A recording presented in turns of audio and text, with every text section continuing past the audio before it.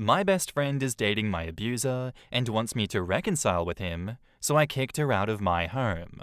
This one has trigger warning, abuse, more so in the sexual nature, so if that's a trigger, I understand. I don't have family in the sense that many understand family to be, so I've been pretty much a loner with one exception, my best friend Tammy. We met in middle school and just became joined at the hip. Things changed a bit in college. My parents forced me into a Christian out-of-state college, and Tammy applied and got accepted to the other college in the town. So we both went out there and were roommates for 2 of the years before I met my first ever boyfriend. I'll call him Trent. I moved in with him at the end of junior year, and I don't know when it started happening, but he went from charming and affectionate to controlling.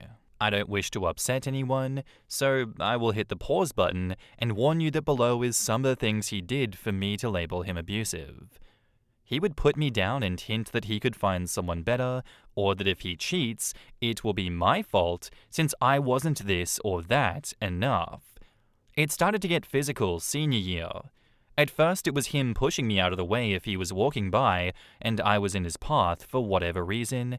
Then he would slap me in arguments, calling me worthless, a waste of his time and young years, a broken toy that no one will love.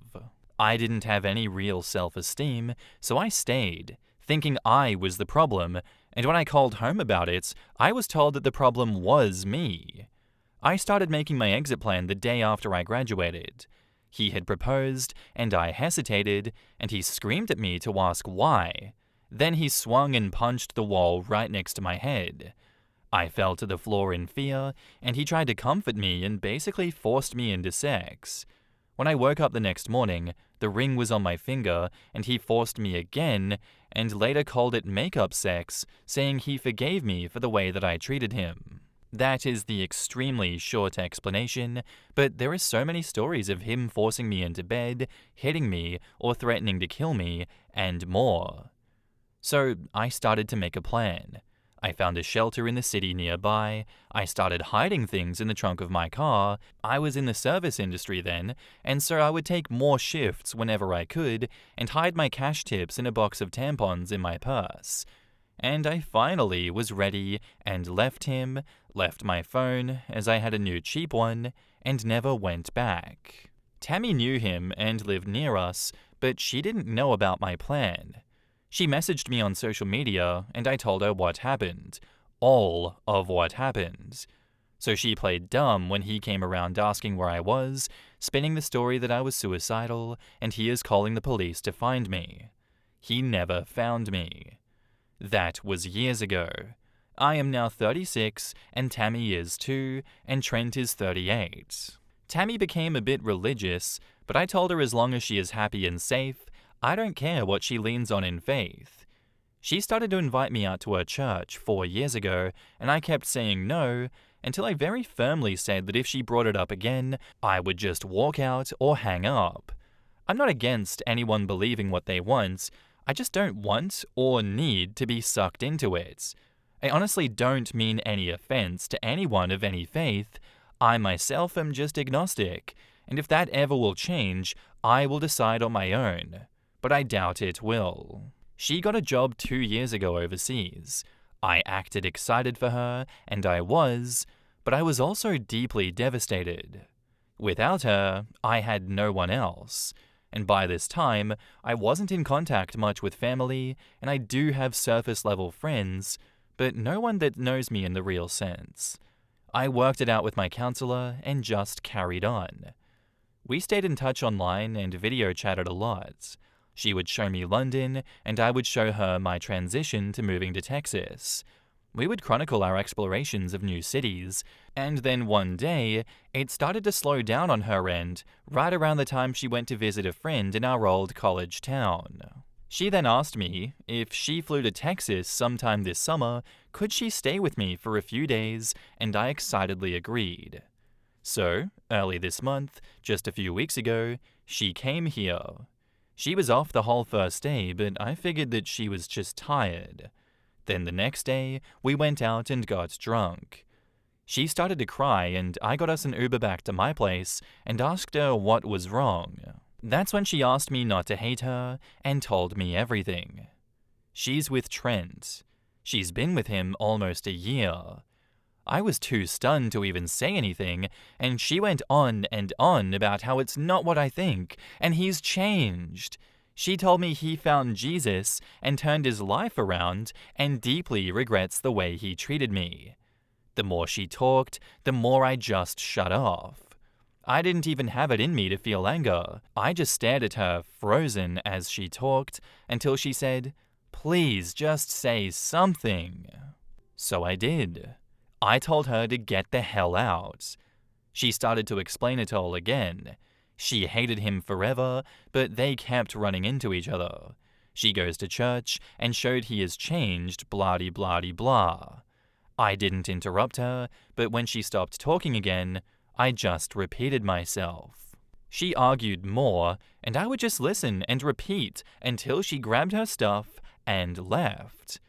It was silent between us for a week until my dad texted me that Tammy called my parents crying and told me to get over myself. After all, it's not like I wanted to get back with him, right? And that's what I get for living with a man that I wasn't married to. And then she texted the next week, rehashing her arguments and pretty much demanding that I video chat with him to see for myself that he has changed and to forgive him. She then blamed me that they can't take the next steps in their relationship because I don't have a forgiving heart, and that I was malicious when I kicked her out. I have spent all of this week trying to figure out if I'm insane to think this is a huge betrayal, a deal breaker. I mean, who even dates their friend's ex for one? But this? I blocked her after she hinted that my version of things was exaggerated and malicious. But I don't have other friends to turn to about this.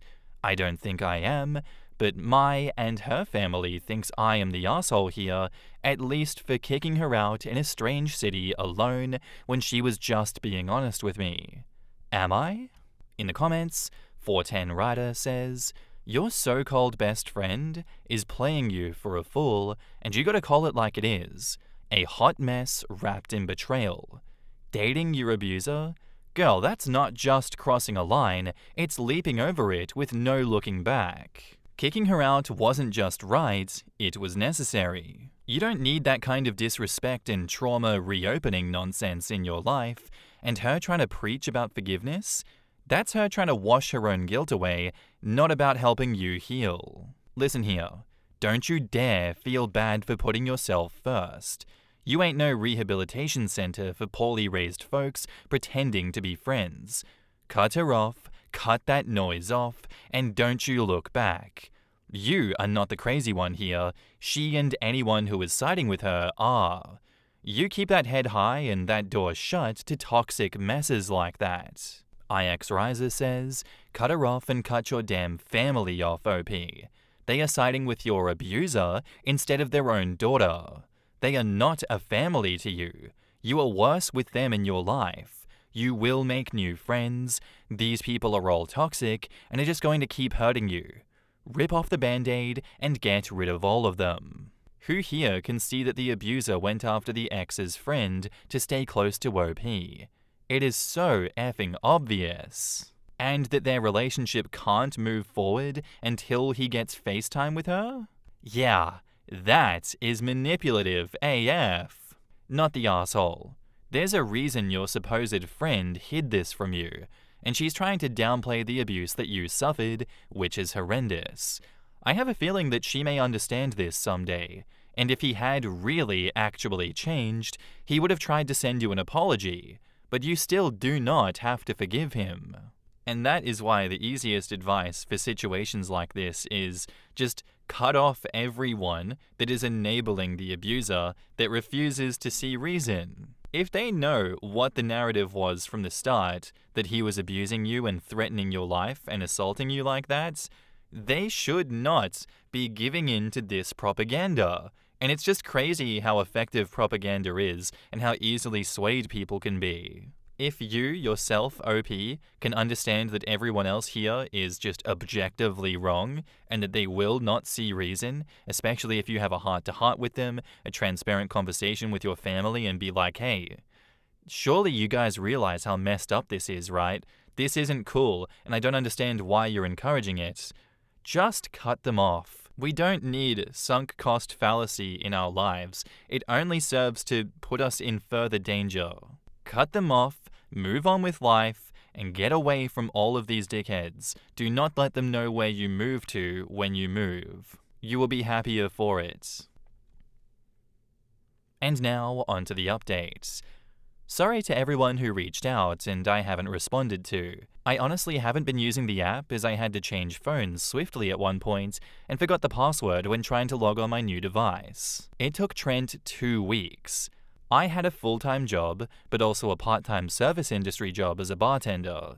He showed up at the bar. It's a small bar, and one of the regulars, Daisy, female 30s, is one of the folk that I did confide in about Trent and Tammy. When Trent walked in, I happened to be chatting with Daisy, and she saw my reaction. She asked what was wrong, and I told her that it was Trent. She wasted no time and went to get my manager.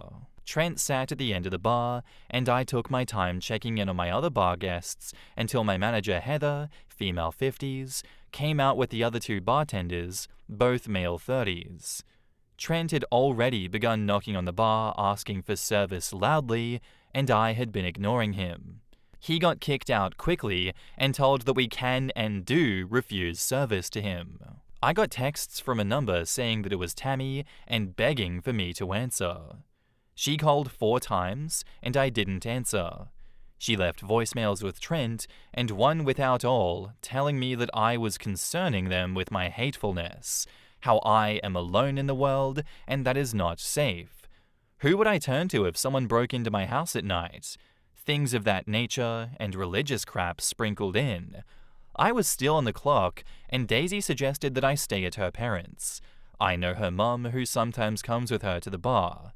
At that point, I was shaken enough to take them up on it. Daisy's mum, Rose, female 60s, has been sweet enough to let me stay rent-free for as long as I needed, but I eventually moved in with one of the servers at the bar. She helped me look for legal representation, and I filed for a restraining order using screenshots that I had emailed myself prior, old voicemails, and though we could not prove harassment on Tammy's end, Trent had said enough in the voicemails and messages he had sent that it qualified for a temporary restraining order. I'm safe for now, and the hearing is in January. No one knows where I live currently, and I've shut down all social media. I've been no contact with my family, as they've been pushing me to give my address so that they can send Christmas presents, but when I gave them a PO box that Daisy is allowing me to use, they got angry that it wasn't an address, and that was suspicious enough for me to not trust them. It's strange, but I slowly am making friendships. And seeing a counselor helps with the stress. Trent is pretty much blacklisted from the square of bars where my bar is, as word gets around. I've not walked alone a single shift since. And that's my update. Not perfect, but I remembered my password when I was checking my email for any additional stuff to send to my lawyer and wanted to let every person concerned about me know that I am okay. When this is resolved, I will try to update with more detail. In the comments, Raymond Beaumont says, quote, "Who would I turn to if someone broke into my home at night?" What, did she want you to turn to her so she could start dating the intruder? That's crazy. That sounds like a threat in my book, aka, we know where you live. Interesting how Tammy tried to isolate you by claiming that you have no one to help you. And then it turns out you have Daisy and Rose and your boss and co-workers and the people who run the surrounding bars. Classic abuser tactics. Sadly, she must be learning from Trent. Stay strong, you've got this. I noticed the hell out of this by the end of the update. OP is surrounded by support, and she didn't even see it because of the isolation from Tammy. Thank God OP got out and away. I can't even imagine what was going through OP's head when Trent showed up at her job. The worst part is that OP could go to Tammy in Trent's church, stand in front of the entire congregation, explain everything that Trent did to her and is doing to her, and every single person in that congregation will be on Trent's side by saying that OP needs to forgive him. It's a good hypothetical, and I agree that is most likely to happen in that case, But I don't think that OP would be stupid enough to put herself in that situation in the first place. I feel like that's just asking for more people to come after you if you were to do that. It's a bit of a 50-50 ending on this one. It's kind of just reflective of reality. When you don't leave town and you stand your ground, you kind of just have to live in fear and protection for quite a long time until whoever is harassing you leaves you alone, if that ever happens. In a perfect world, you just up and skip town to somewhere that they will never find you, start life again, not have to worry about checking your back constantly, but that's not the world that we live in, and it's unfortunate. Even though you deleted your account, OP, I do hope that you come back and update us on anything else that occurs, and I do hope that you're okay going forward. Thank you for sharing your story with us. My motherly aunt wants me to give up my unborn baby girl to my godly, infertile cousin.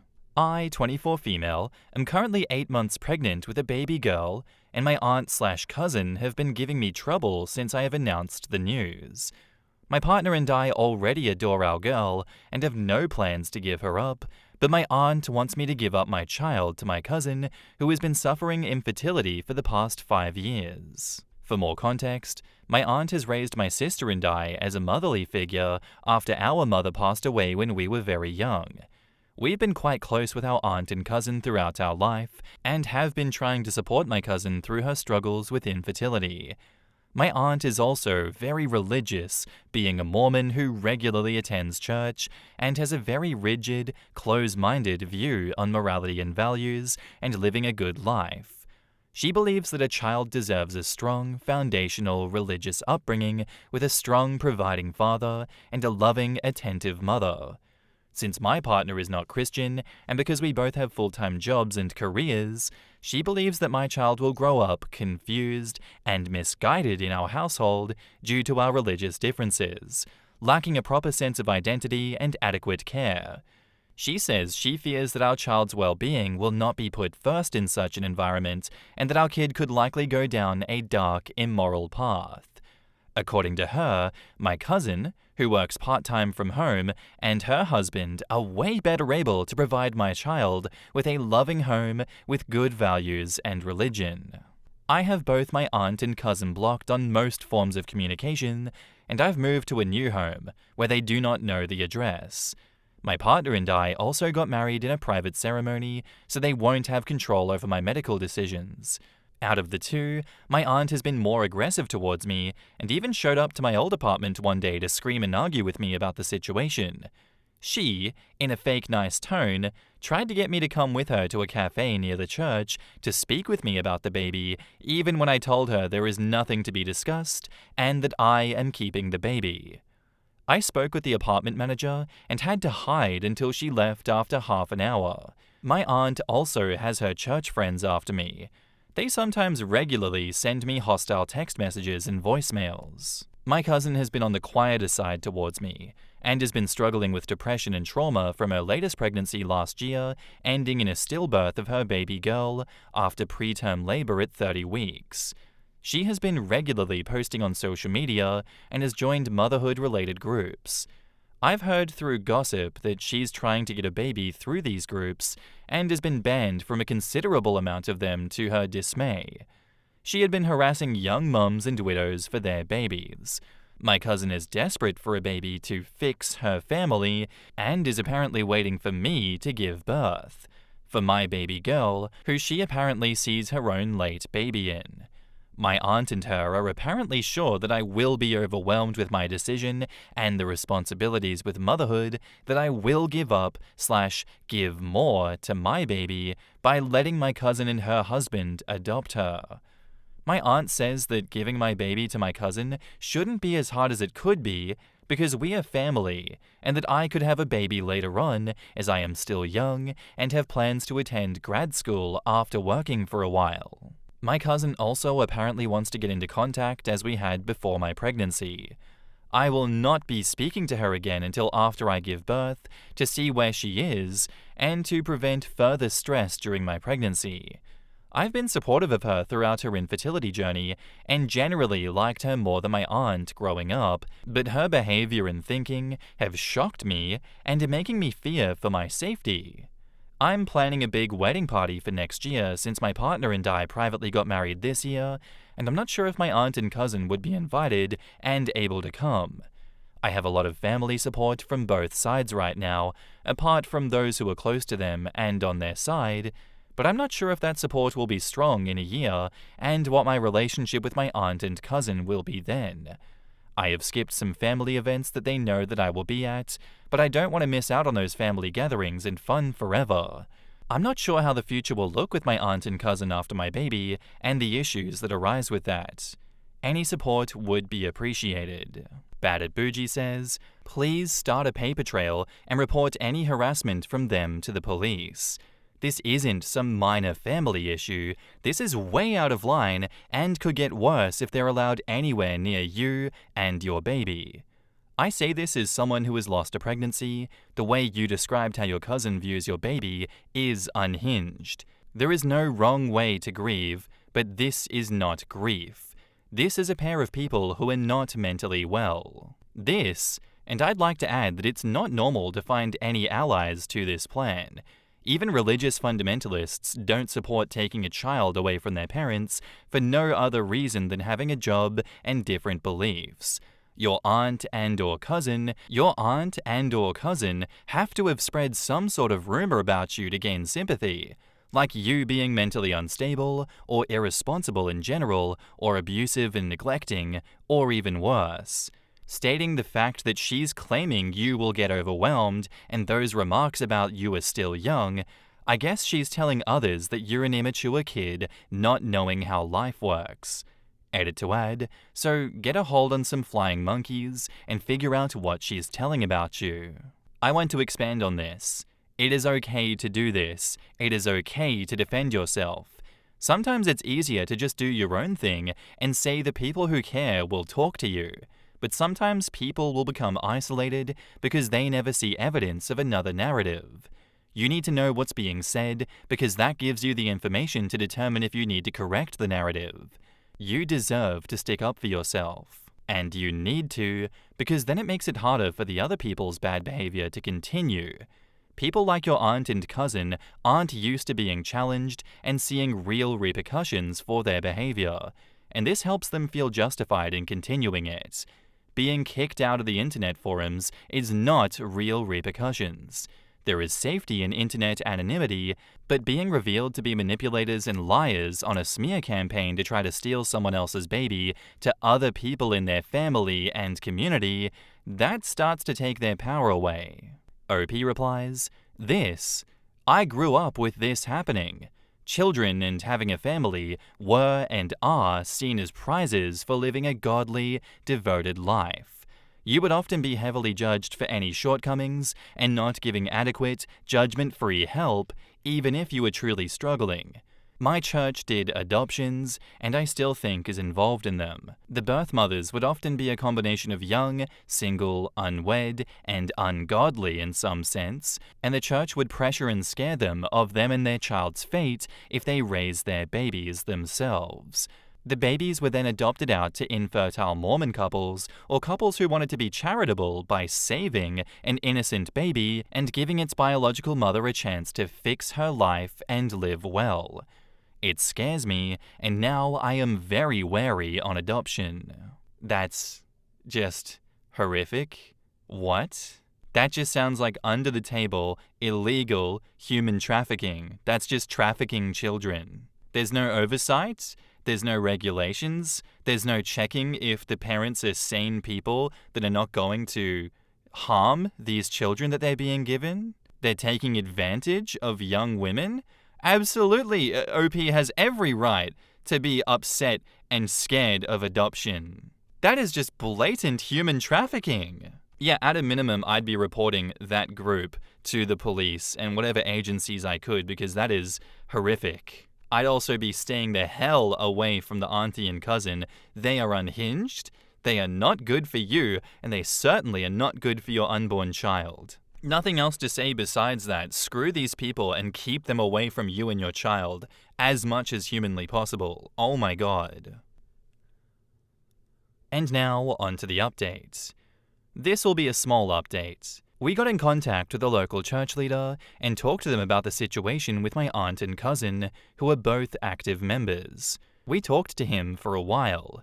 He initially dismissed my concerns as personal conflict between family and tried to refer us over to counseling services. We explained to him that my cousin is dealing with trauma from her baby's death and that she is having false hopes about adopting my baby, which would be raised in a good home.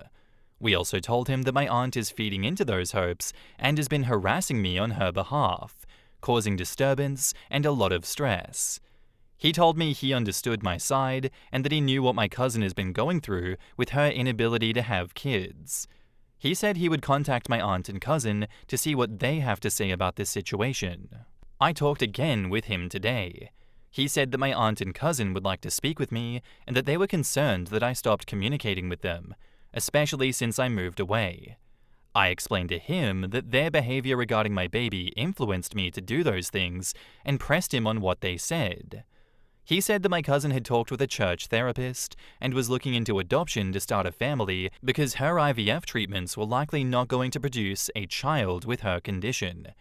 I emphasized to him that I was not giving up my baby and that my cousin had been thinking such. He said that he understood that and started asking me for personal details on how I was doing now. He was again trying to set up a meeting between us and my aunt/cousin and referring us to services. I told him that I was not comfortable with that at the moment, and he told me to at least call my cousin once. He said he will meet with my aunt on Sunday since I was too scared, quote-unquote, to do so on my own. Our call ended after that. I'll comment any update on what he says in the coming days under this post. Edit: I'm not satisfied with his response and do not like that he is putting pressure on me with reconnecting with my aunt and cousin. He says he understands my concerns, but I think he is being rather dismissive of them and trying to force us to resolve our issues. My partner and I thought it was worth a shot reaching out to him because he has influence and religious authority over my aunt and cousin. I'll see what he says on the next phone call and see what I can do to make him care more. Edit: to make it clear, I didn't give him any personal information and have no plans for an in-person meeting with my aunt and cousin. We are in contact with legal help. We do not live in Utah. Update: we spoke again with the bishop. He said that there isn't much he can do personally to resolve the situation within his capacity between me and my aunt and cousin, other than to refer us to counseling services. I asked him if he did meet with my aunt, and he said he did. Their conversation was apparently focused on my cousin and helping her heal. He told me my cousin was also grieving the loss of communication with me and my sister, who hasn't been talking much to her anymore. I told him that my cousin was trying to take my baby to replace hers, and that her and my aunt's behavior was threatening the safety and well-being of me and my family. I think he was losing interest in the conversation, so he just told me to do whatever I feel is best for my family, but to consider the grief my cousin has been through and contact family counseling services to further help on this matter. Me and my partner sent him an email afterwards with a copy to our lawyer to close off communication. I decided to unblock my cousin and send her a message. I told her that my partner and I are keeping our baby and that is not up for discussion. I encouraged her to seek proper therapy if she hasn't already done so, and told her that I'm not comfortable with her, her husband, or my auntie being involved in my child's life. She hasn't responded yet. Regardless of what she says, our relationship will not return to as it was before, and she will not be a part of my child's life. In the comments, SallyMander1 says, 100% a trap. Yikes. Plus, the way the church leader dismissed OP as being too scared was extremely condescending and manipulative. What a scummy way for him to behave. Screw that guy. And OP replies, that comment really upset me after I told him everything that was going on and my fears. I'm not just too scared, I fear for the safety and well-being of my family, I fear for the possible escalations, my cousin and aunt's expectations and actions, and more. These fears are real and are very valid given the circumstances. That really bothered me. Yeah, that guy was just a complete dick. He has the power to change the aunt and cousin to get them to go away, but he doesn't care to do so. He actively wants to continue the cycle of adoption. That man is not on your side. That man does not care. He is dangerous too. Genuinely in such disbelief that people allow these cycles of violence to continue. Because this godly, infertile cousin and deranged aunt, they are definitely going to escalate. And the fact that you had to close communication with that man with a lawyer says a lot. You know, it says a lot about him. I wouldn't feel safe after this either. I don't blame you. And now, onto the latest updates. So here is the update that everyone has been waiting for. I was busy in the last few months with the birth and projects I've been working on as I recover from birth and take care of my new baby.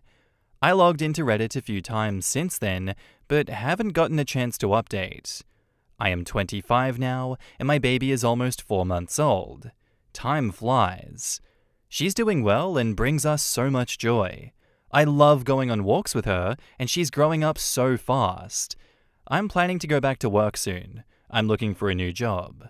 Thank you all for your concern and well wishes, and I hope everyone is having a great time during the Thanksgiving holiday season. Now, the update that everyone is looking forward to, my cousin and aunt. Since my last update, my cousin and aunt went silent for a while, and my cousin didn't respond to my texts. In August, my aunt reached out to me through a new number to ask me how I was and if I had the baby yet. We talked. She was concerned about mine and my baby's well-being since I distanced myself from a lot of my family and had to leave my job. I asked about my cousin. She says they have been trying to adopt a baby through their church connections, but nothing has been successful so far, 'cause they probably just started on that. I asked about whether they consulted with a proper adoption agency, but my aunt said that my cousin's husband's past may become a problem. I didn't know about that. And she proceeded to rant about how the white birth rate is dropping and how people were actively denying themselves parenthood. She asked me if I still wanted the baby and then got angry about 9th-month abortions. She's pro-life without exceptions. I reaffirmed to her that I did, and she talked about how my cousin was getting old, but she's in her early 30s and that her nest is still empty. She wanted me to at least share the joy and let my cousin be in my daughter's life and spend time with her. I told her that would not be possible due to their past behavior. I fear that my cousin would try to become her mother and let her delusions get to her again. My aunt said that my cousin was trying to become better and got some church counseling. I still told her no, and she then asked me if I knew anyone or any resources to adopt a baby. I told her I didn't, and that my cousin and her husband should be careful and patient with trying to become parents. My aunt emphasized how becoming parents was important to my cousin and her husband because they deserved children at this point, and for their reputation since everyone around them is reaching the parenthood milestone. She asked about my future family plans and pushed me on when I'm going to get pregnant again and have my next child. She told me family planning was important, especially after this surprise pregnancy, and asked if they could be involved next time. As the call went on, more and more of her past/usual behavior became apparent, and I was getting tired of it. I wanted to end the call, but she ended it first because she had some activity. Thankfully, I have my sister to keep me in the loop with what's happening with my aunt and cousin, and other matters regarding my family and my old church. Everything my aunt said was apparently true about my cousin. According to my sister, my cousin's overall mental health seems to have improved from her worst, but she still has her deep depressive periods. She sometimes feels very empty with her lack of children and her worsened relationships with me and my sister.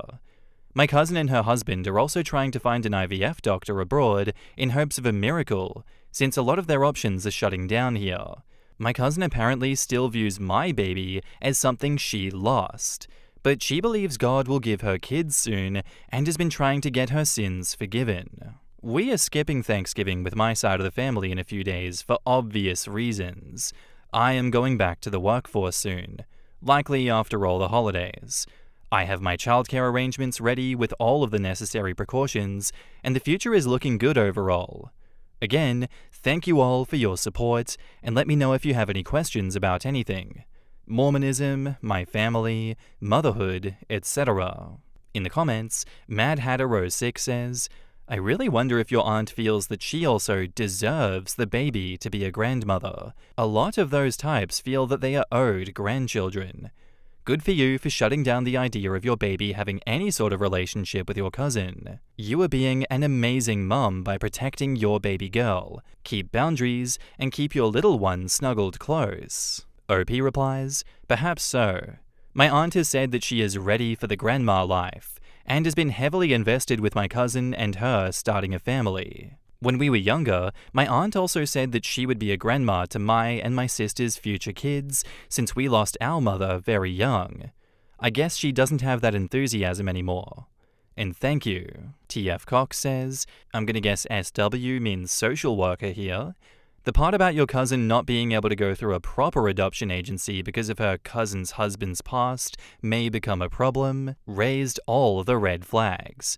Aside from her infertility, your cousin's choice in a partner sealed their fate.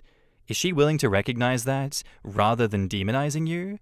Best wishes to you and your wee one. OP says, my cousin and her husband are very religious and all about forgiving people for their sins. I think she probably forgives him for his troublesome youth. Yet she was nasty to me when I was pregnant and wanted to raise my kid. They are going through their church connections to see if anyone was planning to adopt out their baby and other means. Apparently it hasn't worked out so far, so now they want to do IVF again with a doctor abroad. Troublesome youth?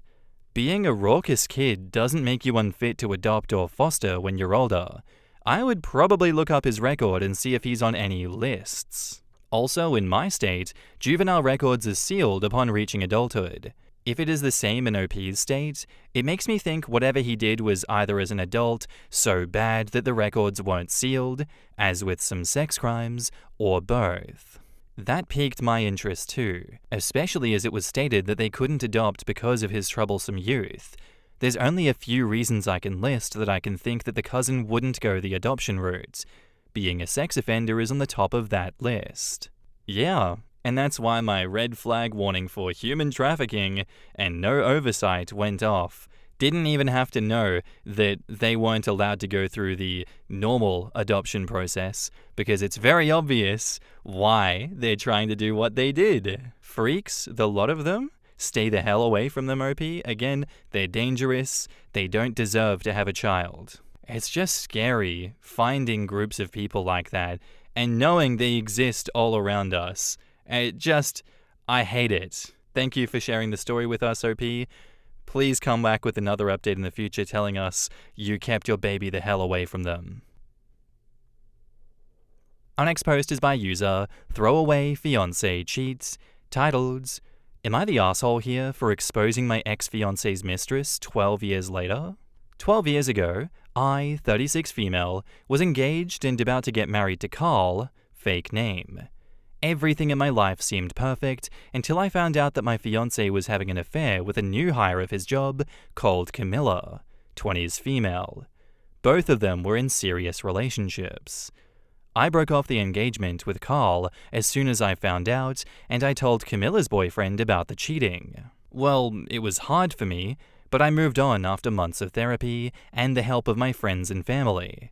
Now I'm married to Henry, 41 male, my amazing husband and father of our 4 children, 9, 7, 4, and 4.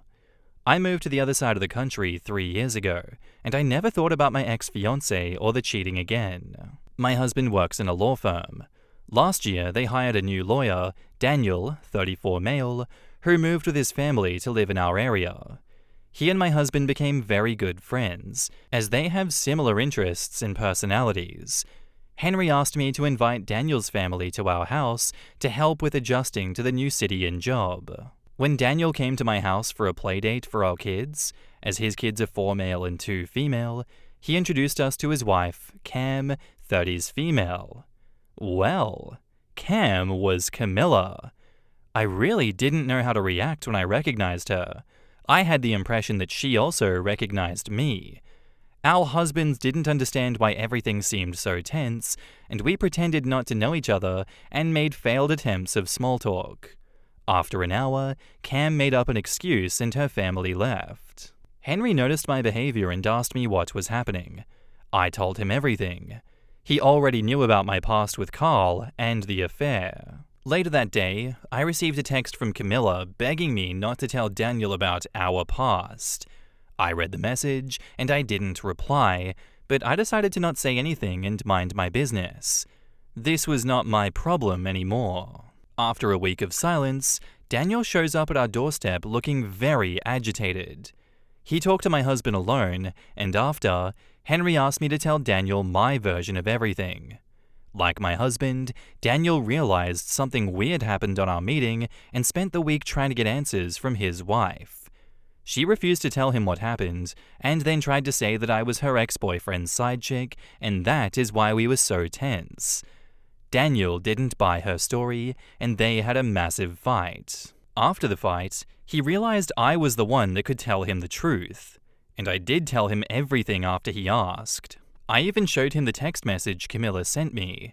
I didn't feel the need to sugarcoat things, since Camilla was out there telling lies about me. Daniel was in complete shock because cheating is a trigger for him. His father cheated on his mum for years and left the family for his mistress, which made him hate cheaters. Camilla knew about this since their first date. Daniel left our house looking defeated, and in the same day I received a call from Camilla accusing me of being a revengeful bee. She said I was trying to destroy her life. I don't think I was wrong for telling the truth, but this happened last year, and I received calls and random messages from people close to Camilla saying I am an asshole for exposing Camilla's past to her husband. Am I the asshole here? In the comments, not the asshole. You told the truth after she told lies. Did she expect you to go along with what she said so that you could be the bad guy for as long as your husband and Daniel are workmates? OP says, I don't know what she was thinking. I have no reason to lie to cover her. Not the asshole. You are the hero of this story. Actions have consequences. You did nothing wrong and merely stated facts and truths about what happened between Camilla and your ex-fiancé. It would have been wrong for you to lie to Daniel, as he deserved to know the truth to make an informed end decision. If it were you, I'm sure you would have wanted the same consideration, as I know I definitely would have. Text Camilla, I'm sorry to hear about you and Daniel, but hey, maybe you and Carl can get something going again. And OP says, the funny thing is that after our engagement broke off, she did try to date Carl and he kicked her to the curb.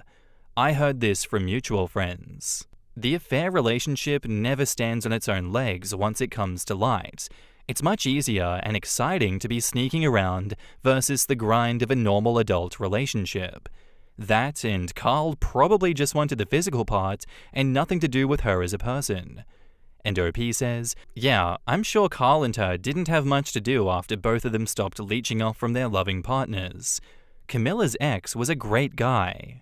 Someone asks, how did Camilla get OP's cell phone number? And OP says, from Daniel's phone. We've texted each other about setting up the playdate for our kids. Henry gave him my number. Another commenter says, not the asshole. You literally tried to help her by not revealing her secret, which is kinder than most people because I know I would have told her the second I saw her face in my house. You're not welcome here. But she had the chance to be honest with her husband multiple times. On the first date when he reveals his feelings about cheaters, when he first asked, and then afterwards, but she still kept lying. Which means she hasn't grown, healed, nor improved who she is as a person since she was the mistress of your former fiancé. She literally is still trash. I just hope that Daniel is doing okay. And OP replies, I would never do a scene at my house, especially because deep down I am very relieved that I didn't marry Carl. I'm happy with Henry and our children. Cammy is just a memory from the past.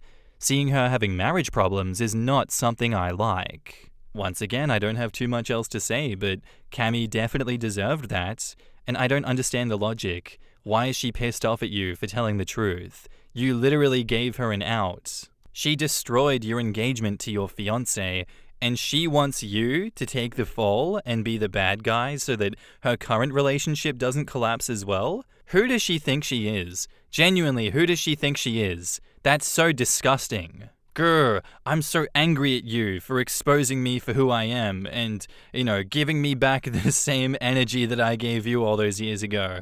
Rules for thee and not for me. I'm a home-wrecking asshole. How dare you wreck my home with the truth? There's no universe in which you're the asshole here, OP. Absolutely not. And now, on to the update.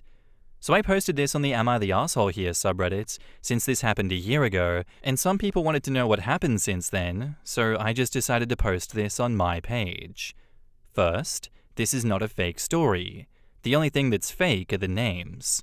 I'm not AI either. Second, I don't think cheaters must be punished forever. While I would probably never want to be close friends with Camilla, after the initial shock, I would have no issues being civil with her. I don't think she deserves to live through hell because she was awful years ago, but I also don't think she was the worst person. Carl definitely was. He was the one who was about to marry me, but she was a willing part of the affair and she knew me from their office. Also, everybody there knew Carl was living with me and that we were engaged. Third, Camilla got my phone number from Daniel's phone.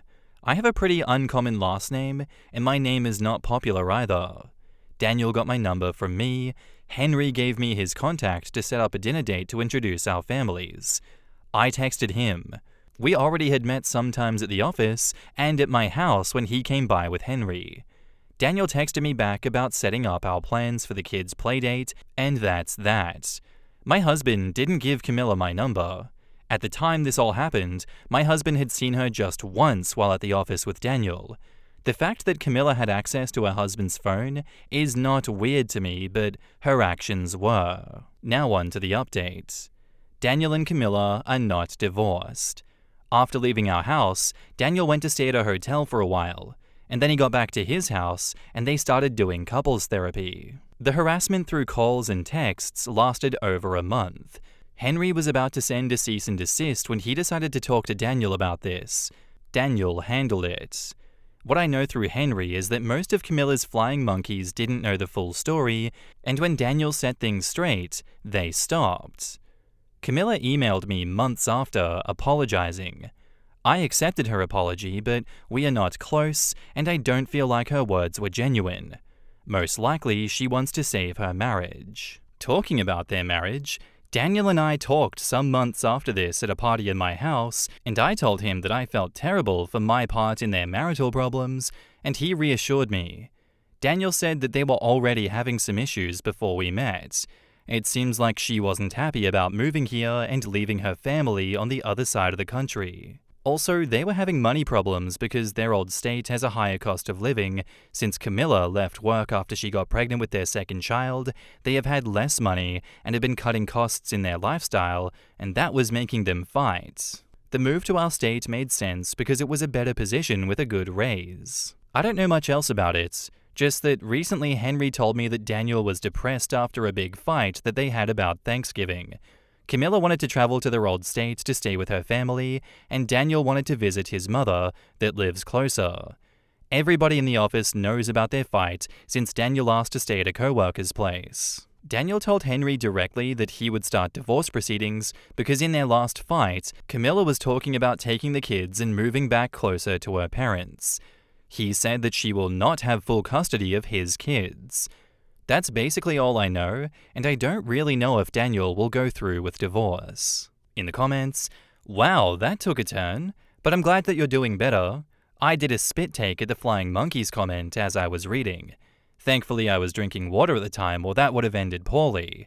Camilla sounds like a trip. I would normally comment, but I'm gonna pass this time, as you're doing well and in a good space, or so I hope. Taking the kids and moving back closer to her parents and the fights about their finances are not exactly the best signs for their family either. And OP says, yeah, I came to the conclusion that they are having much bigger issues than our shared past. Another commenter says, I'm glad that Daniel is logical and didn't blame you. You basically had no choice but to tell him. I'm sure Henry would've if you didn't. I still can't believe all these years later that she ends up walking through your door.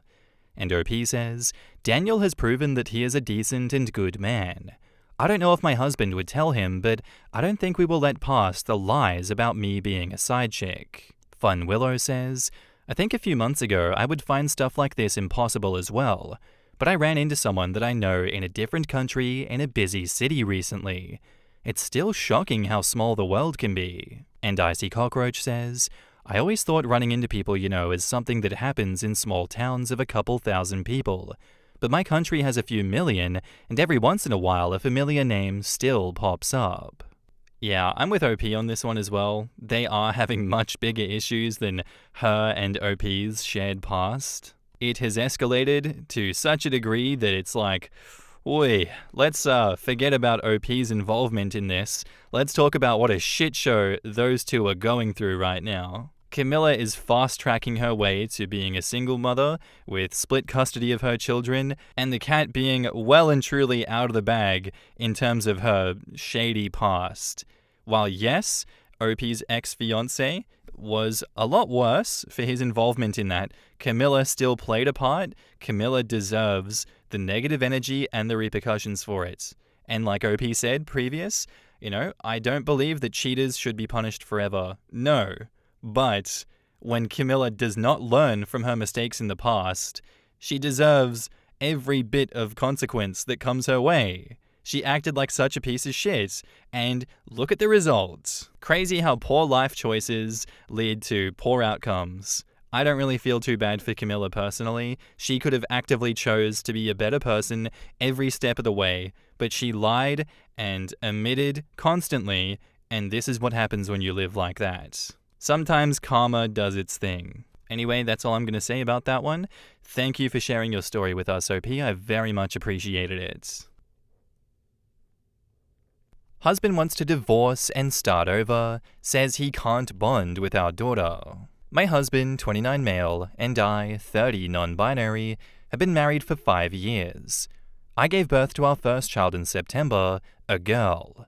My husband was present for most of my labor, but things went very pear-shaped, and I had to have an emergency C-section. The doctors told him to leave the room and wait outside. In short, he did not see our daughter be born. A week ago, he informed me that he wants to divorce and start over on his dreams of having a family. He insists that he cannot bond with our daughter and says it's because he didn't see her being born. He said a lot about how it's always been a dream of his to have a small, close-knit family, and now he can't have that with me because of the C-section and his not being in the room. His dad suggested therapy, but my husband refused, saying he knew it wouldn't work. I've made sure he knows that I'm open to the idea if he changes his mind, but he's been very insistent that he knows this can't be fixed. Part of me knows that I'm basically asking for a magic spell here, but does anyone have any ideas about how or if this can be fixed? I'll try to answer any questions anyone may have. Sorry if the flair isn't correct, I just guessed. In the comments, Girl No says, he's just using this as an excuse to leave you. Yeah, I'm sorry, OP. He's decided to leave but is making a horrible excuse. Yeah, holy cow. Better to not make a ridiculous excuse than this. There are guys who would be a father to that kid, who aren't even the bio father. This guy is just disgusting. I wonder if he's talked to a friend who has rubber stamped it. It just sounds stupid. This sounds like a mental health issue. It sounds like his bond with the baby isn't living up to what he expected. This honestly has nothing to do with you, your daughter, or the C-section. It's just a convenient thing for him to blame for his feelings. I imagine even if he saw her be born, he would have another excuse for why he isn't feeling the way he expected. A lot of people don't feel a strong bond with their infant. It's perfectly normal, so I can't fault him for that, but he needs to get therapy if this is how he feels. Leaving and having another kid isn't going to solve this for him.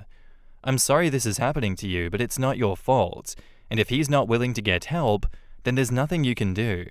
Heavenly Spikeman says, "This is the lamest thing I've ever read, and I would say he needs to start therapy immediately, but I suspect he's making this story up to mask his real feelings. He is scared and doesn't want to be a dad. He's making up this perfect family dream thing, either subconsciously or consciously. Seeing a birth is not what creates bonding." OP on being non-binary, "I realized in my late teens that he's known since before we started dating. We went to the same college and met in a shared class, and were friends for about a year before anything romantic developed. He was much more active with her before announcing his desire to start over. Now he doesn't do much with her beyond basic babysitting stuff when I'm at work." Skip Ad says, "How will divorcing you and then getting remarried help him bond with his daughter? Seems like the wrong fix to the problem, but there is a problem for sure. Don't let others just tell you he's a piece of shit and you're better without him." OP says, "I'm sorry, I wasn't clear. He wants to divorce me so he can find a new wife and start over. He insists he can't have his dream family with me because of our daughter and the lack of a bond."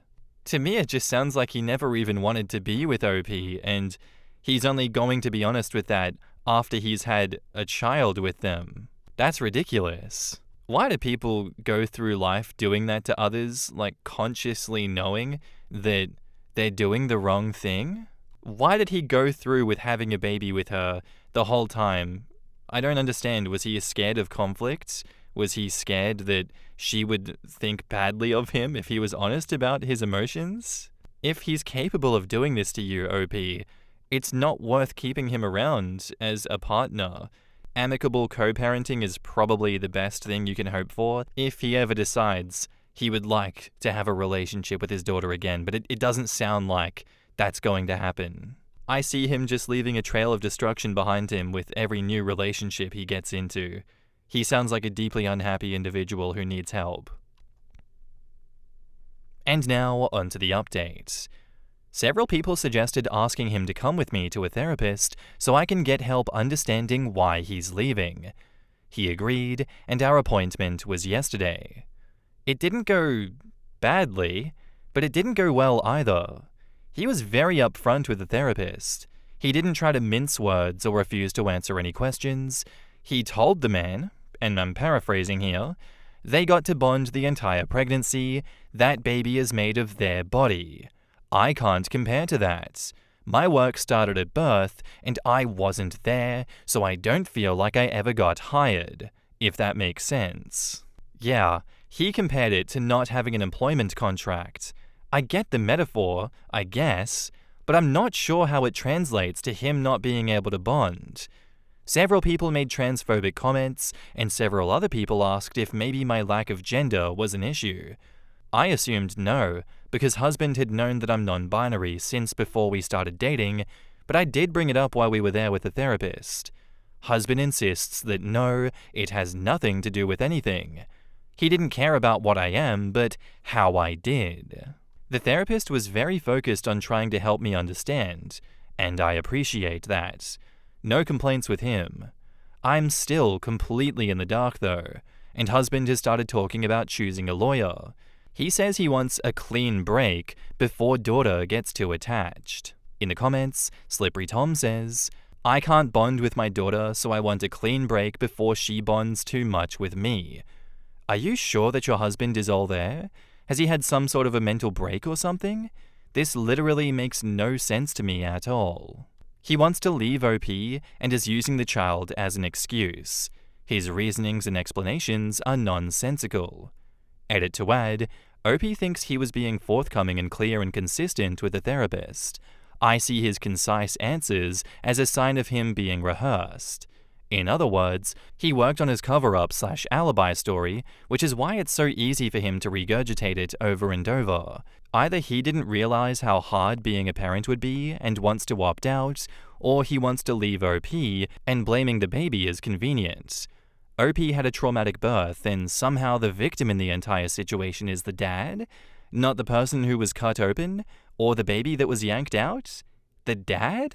Marmalade Moustache says, yeah, it sounds like he already has plans to move on, especially mentioning how he wants to be able to go have his close-knit family. Probably has some woman waiting for him that he's going to end up doing the same thing to once she has a child. Ejaba Marie says, so I hope child support is involved here. He doesn't just get to claim no bonding and get his clean break. I'd also like to see how he gets another partner to seriously consider him after they find out how he treated you and your child. OP replies, I have no intention of letting him off the support hook. His dad knows, as his mother passed away about a decade ago. Father-in-law isn't too keen on husband's reasoning. I haven't told my family yet. Father-in-law is firmly on my side. I made husband tell father-in-law all this mess when he first told me. Father-in-law also tried to push husband for therapy, but husband says it can't be fixed. And now for the likely final update. We have filed. I have taken daughter and moved back in with my parents, who aren't very happy about the divorce, but are thrilled to have the chance to nanny daughter. In their own words, not mine. Life was in stasis for about a week after my last post, until father-in-law asked us to come over for dinner.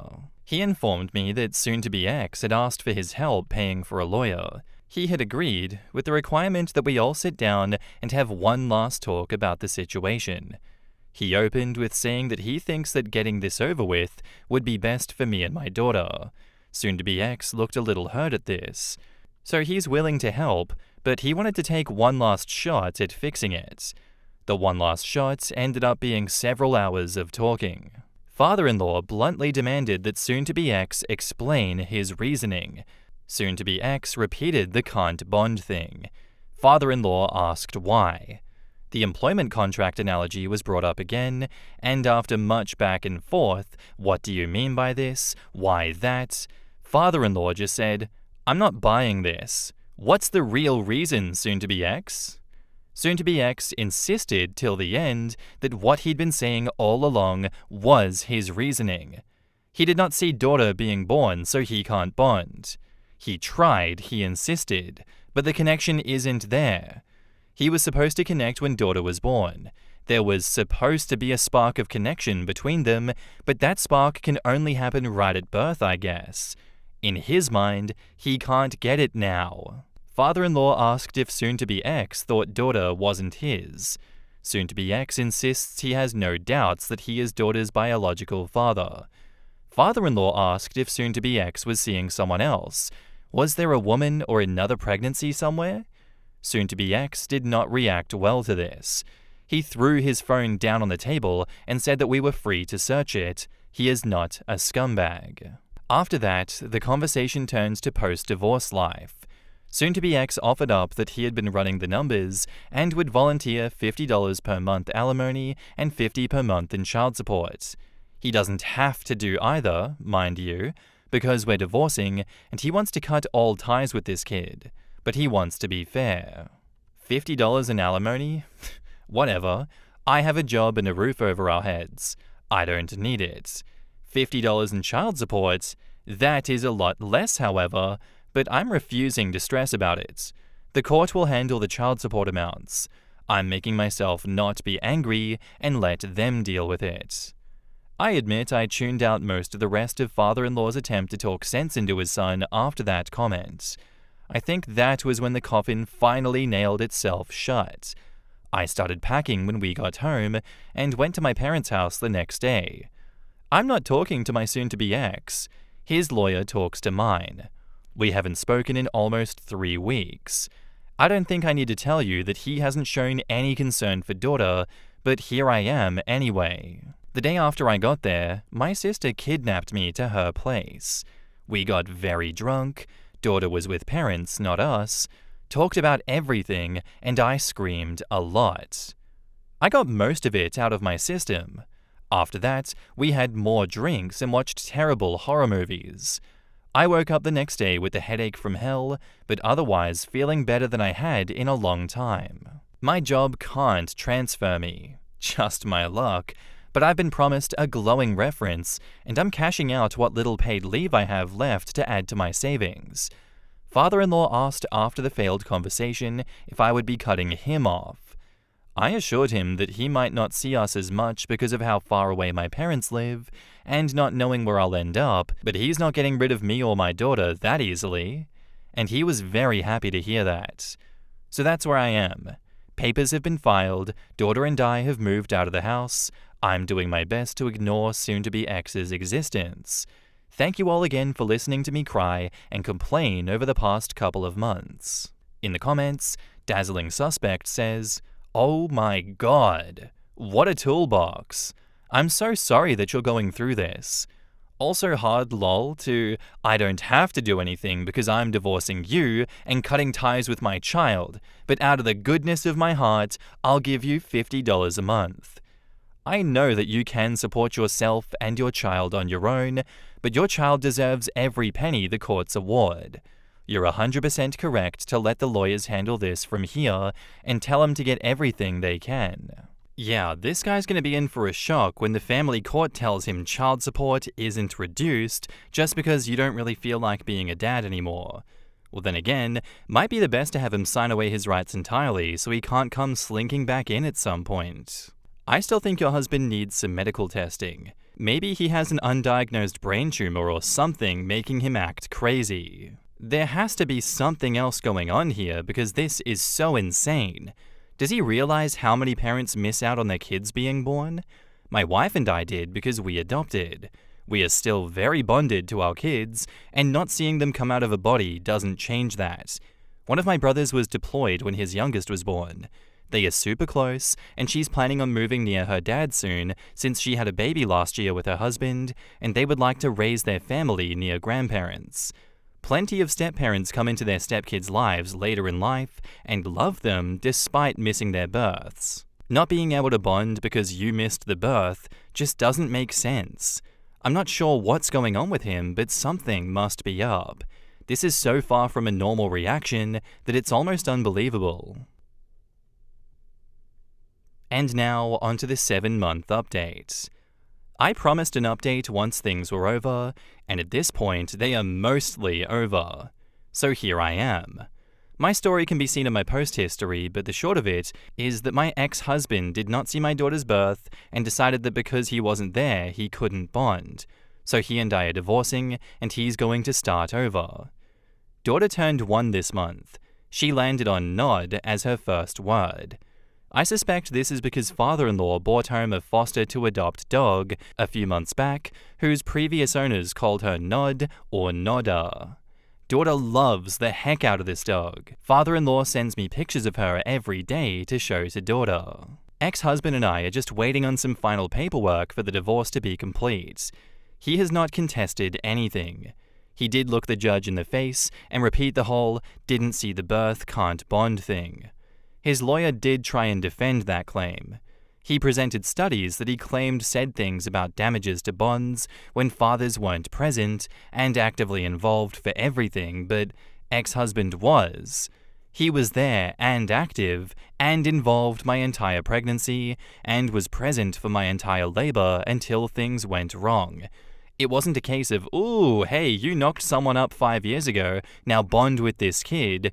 Daughter was definitely less than an hour old when he held her for the first time, probably less than half an hour. And I had proof of this claim too.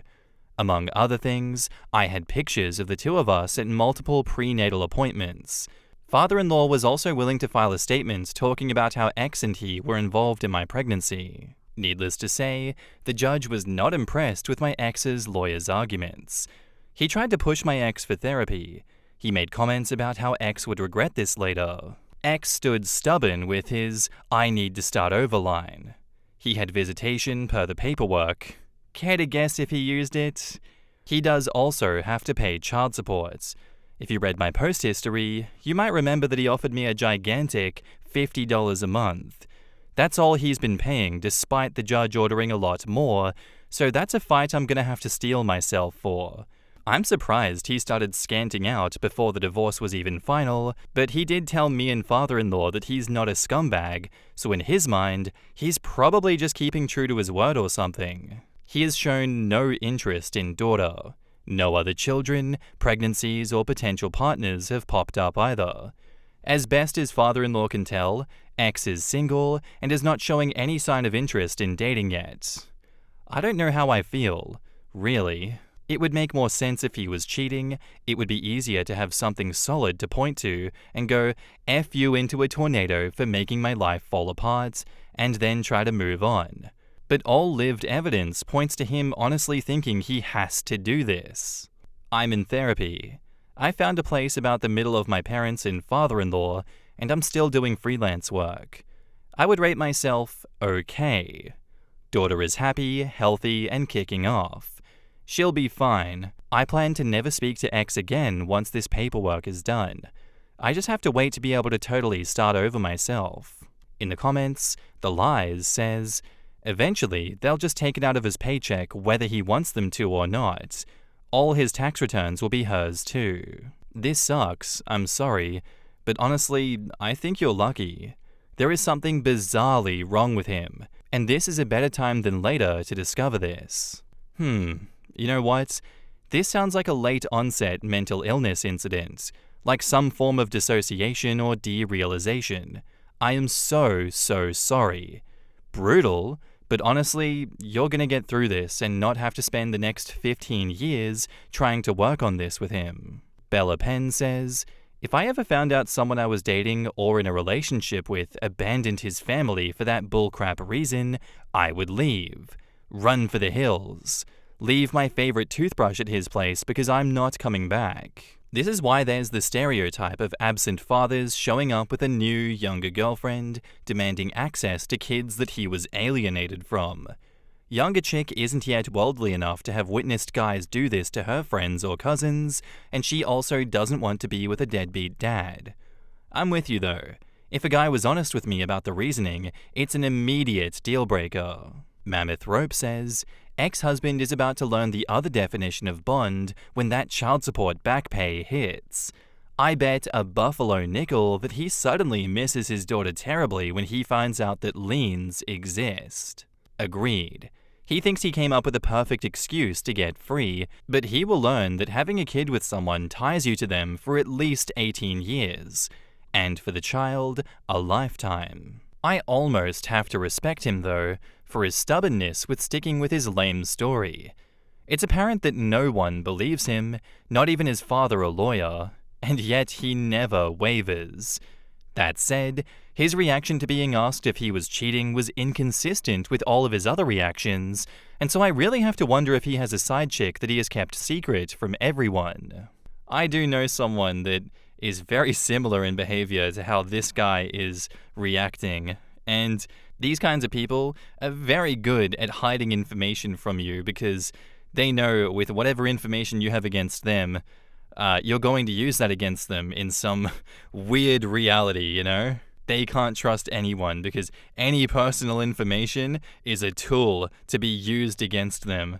But then they go doing random, nonsensical things that are kind of, douchey, especially like what this guy is doing. And the whole time they'll be like, oh, no, actually, you don't understand what you're talking about. My actions are actually completely grounded within reality and normal. And here's a flimsy excuse that I'm going to stick to that makes no sense, and I'm going to make wild generalizations like it's an employment contract thing that are not grounded in reality at all. But if you listen to my reasoning, it makes sense to me. To me, it just screams manic episode. It screams someone that is not grounded in reality at all, that needs a 30-day stay in a mental health institution to evaluate them and bring them back to life. If that's what's going on with this guy, I hope that he gets the help that he needs, because it's either cheating or it's manic episode. It could also be that he never wanted a child, and now he's making up excuses as to, you know what, I'm trying to get out of this. I went far too deep into this situation and now I need a way out. I think that situation is far less likely than the cheating or the manic episode though. Either way, I hope OP gets the hell away from him. I can't wait until OP gets all of that back child support that they deserve. And I hope he has a terrible day. Screw him. Thank you for sharing the story with us, OP. I very much appreciate it. My boyfriend and I have too much sex, and I can't handle it anymore. How do I explain to him that it exhausts me, and how do I negotiate new intimacy with him? My boyfriend and I have been together for 2 years now. He is my first relationship, and even my first kiss. We met during university during activities, became friends, and then started dating. He's so polite and kind, and also really sweet and smart as well. We can talk about our common interests and hobbies for hours on end. Since I was a virgin in the relationship and he was not, we took it slow and only had sex when I was ready, which was about 8 months after we became a couple. After that, we had sex about once every week or 2 weeks, depending on if we found the time during our studies and if we were exhausted. Sometimes during exam time we had it once a month or every 5 weeks. But slowly, he started to initiate more and more. At first I didn't mind and loved the attention he was giving me. I felt attractive and beautiful, which helped my body image issues a lot. Soon it turned into him asking for it every single day, sometimes twice a day during weekends, or if we have a slow day with little work and studies. A month ago, we went on a vacation together, and he basically jumped on me as soon as we got into our hotel room. We barely got to do anything as he wanted to have sex 2, if not 3 times a day.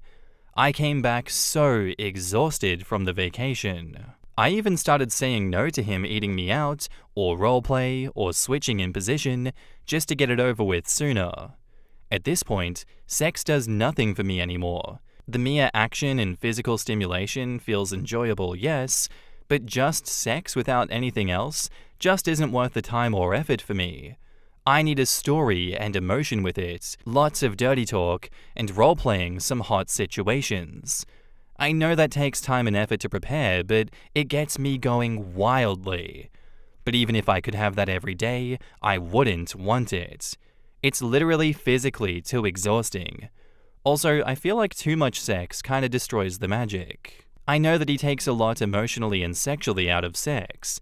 It's making him feel loved and desired, and I don't want to take it from him.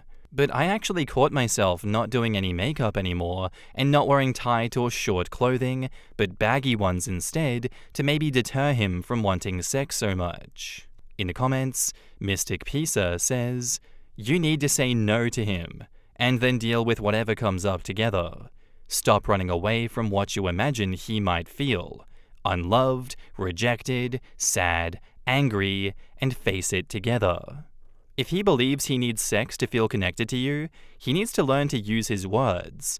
He's not going to learn that if you keep avoiding a conversation about how you don't feel able to say no to him." And OP replies, "I'm still new to navigating romantic relationships, and I don't want to reject him.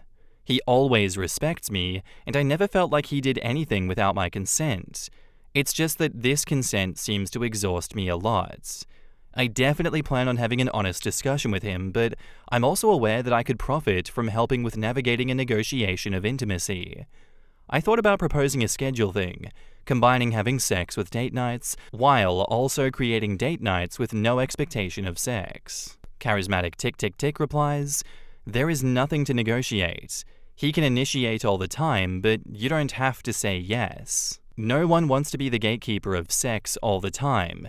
No one wants to feel like they are being poured at constantly. They need to talk about their ideals for intimacy in a mature way and go from there."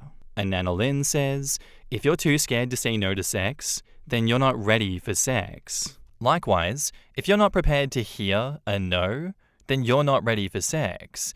If you think your partner would react poorly to a no, then that's a huge problem.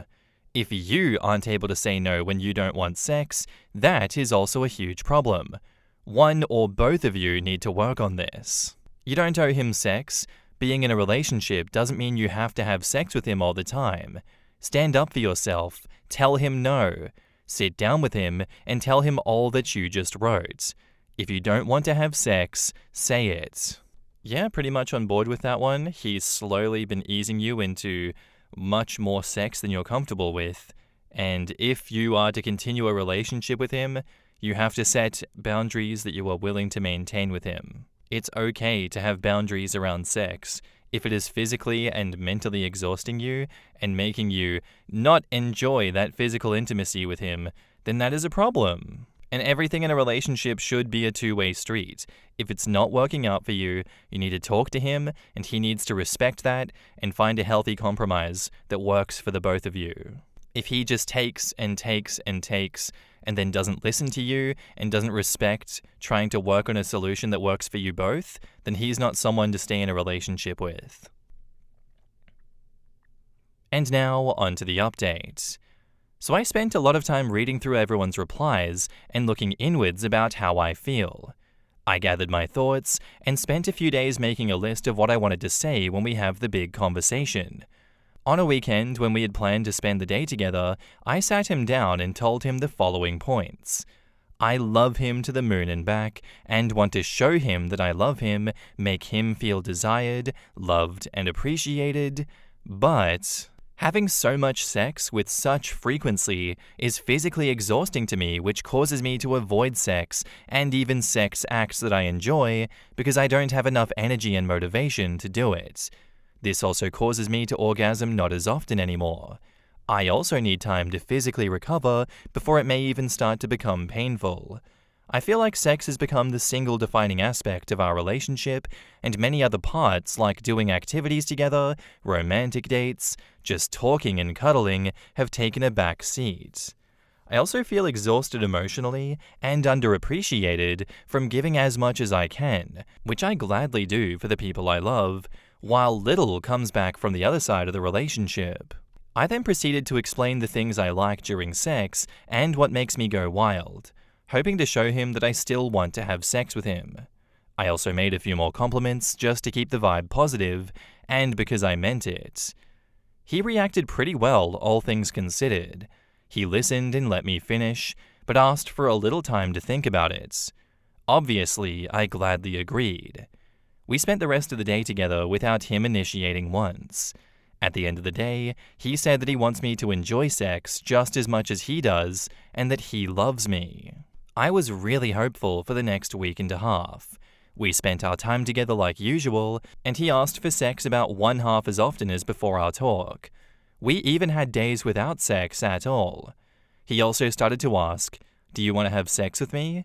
instead of physically initiating like he did before, like touching me somewhere, hugging me from behind, and similar things. He also stopped asking for pictures of me, and when he did it, it was just selfies. I was so happy that I even took the initiative once, and he seemingly loved it when I asked for sex. Then one day, he sat me down with a stern look and said that he hated what this relationship has turned into. To him, it feels like we are now just roommates or platonic friends instead of lovers. He told me that the one time I initiated after, he was overjoyed to finally bang me again. His heart was broken because I suddenly wasn't as submissive as usual. I asked to be eaten out and was on top with some more dominant dirty talk, and that all of that is not what he signed up for. He doesn't want to walk on eggshells waiting for when I'm finally in the mood, but have what he deserves in the relationship. Basically, he gave me an ultimatum. Either we return to how it was before the talk, starting right now, or he leaves me. Guess who doesn't have a boyfriend anymore? I spent the last few days bawling my eyes out and eating lots of ice cream and watching some shitty shows. What he said hurt me a lot, and I do not love him anymore, but still, the feeling of loss and sadness is all too real. He was my first relationship, and for the past 2 years, he was my entire world. Now I have to gather up the broken shards that he left behind. I have an update if you want more information. I have a pretty high libido as well, and I love good, sensual sex, and I want it quite often as I can go multiple times a week. But it was so often that we basically didn't do anything else besides it, and he was emotionally checked out when the possibility of sex wasn't on the table. It was so much that I was physically uncomfortable, not to mention his really bad behavior once I told him I wanted a break sometimes. I had difficulties saying no, because I wanted to make him feel loved that way until I realized he just wants to take everything he wants from me without giving any emotional connection, romance, or care for me as a person. I hate that people throw around this sexual incompatibility argument, because if he said that he wanted someone he can bang at least 2 times a day any way he likes, and I can't and don't want to do that, that would be one thing. But he shouted at me, demanded we do it how he likes, and that I apologize for ruining everything by voicing my concerns for my well-being. He also said that he deserves to just take everything he wants from me. So please keep that in mind when you do your judgment. Yes, we are not together anymore. I cut him off after his scary tantrum. Yeah, he's a bit of a psycho, that one, and, he just eventually took more and more and more. Seems like he has a bit of a sex or porn addiction, absolutely. And I'm glad that his mask slipped within a week and a half and you're able to get out of there, OP. Go find someone that's actually compatible with you that doesn't just use your body. Because yeah, it sounds like he was just completely emotionally checked out of that relationship. If he withheld it from you when he's not getting what he wants, that's not a relationship. You're just a bangmaid at that point. Ew. Our next post is by user As10, titled, "Am I the asshole for telling my aunt to manage her own kid at a family event?" So I want to start by saying that I absolutely love my baby cousin Lily. She's one of my favorite people in the world, and I see her as more of a little sister than a cousin. But during a recent family gathering, things got a little tense, and I'm left wondering if I handled the situation poorly. I'm 24 female and part of a large joint family with grandparents, aunts, uncles, and plenty of cousins. Since I work in another state, I only see everyone during holidays or special events. Being the oldest of my generation, I've always been close to my younger cousins, especially Lily, who's just 4 years old. We have a 2-decade age gap, but I adore her and babysit her whenever I can. She is very attached to me and even sees my mum as a second mother. Recently, I attended my younger brother's birthday party, a rare chance to relax and catch up with family after a stressful year. Lily was there, of course, and as the youngest cousin, she didn't have any playmates her age. Naturally, she gravitated towards me. She kept pulling me away from the table to join her games, and I happily played with her for a while. When it was time for dinner, I even fed her because she refuses to eat unless it's from her mum, my mum, or me. After making sure that she was settled, I handed her off to my grandma so I could grab a plate of food and enjoy the meal. I honestly thought that she would nap or play outside in the garden, but when I came back, I found chaos.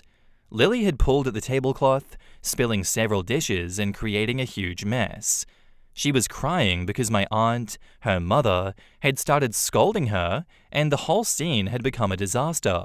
Later, my aunt came up to me and in a very pointed tone said that I should have kept an eye on Lily. She implied that the mess was my fault, essentially blaming me for not watching her. I was so shocked that I didn't know how to respond at first, but then I told her as calmly as I could that Lily is not my responsibility. She is her mother, and it's ultimately her job to look after her. My aunt stormed off after that, and now my family group chats and calls are blowing up. My mum and grandparents are getting complaints about how disrespectful I was for speaking to my aunt that way. I didn't mean to cause any drama, but I genuinely feel like I did nothing wrong.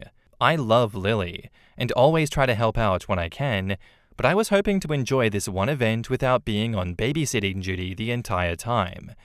So now I'm wondering, am I the asshole for standing up for myself, or should I have handled things differently? In the comments, BlueGreen1956 says, "Not the asshole. Tell us your aunt is a bitch without telling us your aunt is a bitch." Cherry12 says, "I agree. Your aunt is being unreasonable and trying to pass off her parenting duties onto you. You were there to enjoy the family event, not babysit. It's not your fault Lily caused a mess, and your aunt should take responsibility for her own child, not the asshole." Spody Probe says, "Not the asshole. You're 100% correct. Lily is not your responsibility. You handled it perfectly reasonably. Her mother is under no illusion that she can blame you for her poor parenting. For anyone saying that you should be looking after Lily, tell them that at the next gathering, you are delegating that responsibility to them. At the gathering, remind the person and everyone else that they volunteered to watch Lily. OP replies, I wish I could say that in my group chats without everyone aiming for my head. Right now, there are mostly neutral responses. A few say that I need to just apologize for my rude tone and to smooth things over. My mum and grandparents are on my side completely. My aunt is my mum's cousin, but they were brought up like sisters, so my mum is also getting messages from her. All I'm gonna say is, I've never been so motivated to go back to work. Shadow for Summer says, do not apologize to anyone. This will give them the idea that they were right and you should have been watching her daughter. Not the arsehole. I would also decline any invitations in the future where they will be attending. Maybe they can latch onto another family babysitter. OP says, my mum also told me not to apologize to my aunt, but I don't want to start a family war by saying that I wouldn't attend any future events. I'm the eldest, as I have said, and in my culture, it comes with a shit ton of responsibilities. Don't get me wrong, I had a good childhood. I love all of my extended families, even if there are occasional hiccups, but this is the first time that my aunt, a second mum growing up, has blown up at me about anything. My mum wouldn't allow anyone to talk to me that way at all. No one. So maybe she's showing her true colors now. I sure hope not. I hope this is just stress or something. I know that it's wishful thinking, but I only come back home when I'm free from work. I don't want my safe harbor to be ruined because of this. I understand you don't want your safe harbor to be ruined because of this, but this is all about setting and enforcing boundaries, and she is currently stomping all over them. She is acting unreasonable. There's a lot of people in your immediate surrounds that obviously don't want to rock the boat, and your aunt is the one making the most noise, causing the most stress. They're going to put it on you to squash the beef. Even though you are the wronged party, a lot of people don't actually want to stand up for you because not their circus, not their monkeys. Understandably so, but at the same time, it would be reasonable and it would be the right thing to do to shut her ass down and tell her to shut the hell up. That's her kid, that's her responsibility. It doesn't matter what relationship OP has with your daughter. It's your daughter. What she did is your fault because of your lack of parenting. But nobody wants to say that. Everyone kind of wants to stick with their own problems. I understand. You're not the asshole at all. Your mum is correct in this situation. You either, directly enforce your boundaries on her and say, I'm not dealing with this shit anymore. I will keep an amicable relationship with her, but you are not to disrespect me like this again. Or you completely disconnect. It's completely up to you.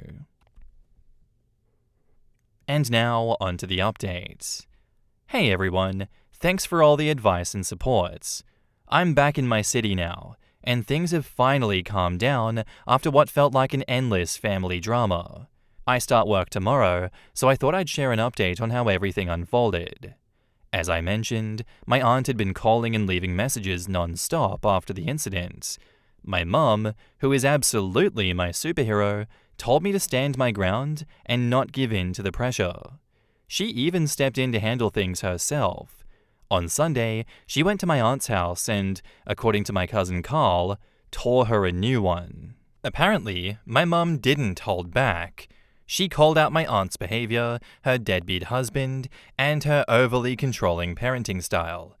It turns out, my aunt has been clashing with pretty much everyone in the family, collecting grudges like Pokemon cards. I hadn't realized how bad things had gotten since I've been away for work. Here's some context I learned later. Lily had a few health scares as a baby, which led my aunt to become a full-blown helicopter mom. She barely lets Lily out of the house unless it's to visit our family. Even her preschool is run by my uncle, aunt's brother, and my aunt pulls her out of school whenever she feels like it. According to Carl, Lily is lucky to have some freedom when she stays at our house, which explains why she is so attached to me and my mum. While my mum was handling my aunt, I had a beach day with my brother. It was just the two of us, and he had the best time eating ice cream and building sandcastles. It felt nostalgic. like revisiting our childhood memories of living by the coast. It also made up for not celebrating his birthday properly due to all the chaos. Monday was a relaxed day at home with my cousins. My grandma even brought Lily over so I could say goodbye before heading back. Getting her out of my aunt's house was apparently a battle in itself, but I'm so grateful that I got to spend a few hours with her. She is such a joy, and I will miss her terribly. Now, for the funny bit. Carl called me shortly after I posted my original story. His exact words? "Breaking out of prison, are we? Right behind you, sis." He's been cracking jokes about the whole situation ever since, which has definitely lightened the mood. As for my aunt, she's still trying to stir up drama, but most of the family is on my side. Once the truth came out, it became clear that her accusations about me neglecting Lily were ridiculous. Everyone knows how much I adore Lily, and I've always been there for her when I could. After reading all the comments and advice, I've decided not to apologize. I would have considered it just to keep the peace, but she's blown this so far out of proportion that it's not worth it. My mum has told her to stop acting like a child and quit spamming the family group chats. Her words, not mine. At this point, I'm putting the drama behind me. Almost everyone in the family has reassured me that I did nothing wrong, so I'm moving forward with a clear conscience. Thank you again to everyone who helped me see this situation clearly. I truly appreciate it. In the comments, Yak Actual says, "Good for you, and glad to see a parental figure have their kids back for once." And OP says, "Thank you. My mum is truly the most badass person I know. I'm so grateful she's always there to support me. It means everything to have someone like her in my corner." Key Advance says, "I had a friend who used to foist her kid on me all the time. She was attached to me, but honestly, I got tired of taking care of her kid all the time. I even began to pretend that I wasn't home to avoid her and her kid. I feel bad for the kid, but I didn't want to end up being unpaid help every single day." People often throw around "it takes a village" when they do that, and I've taken to saying, "I don't remember moving to that particular village." Being part of any community means respecting those in it enough to not abuse their good natures.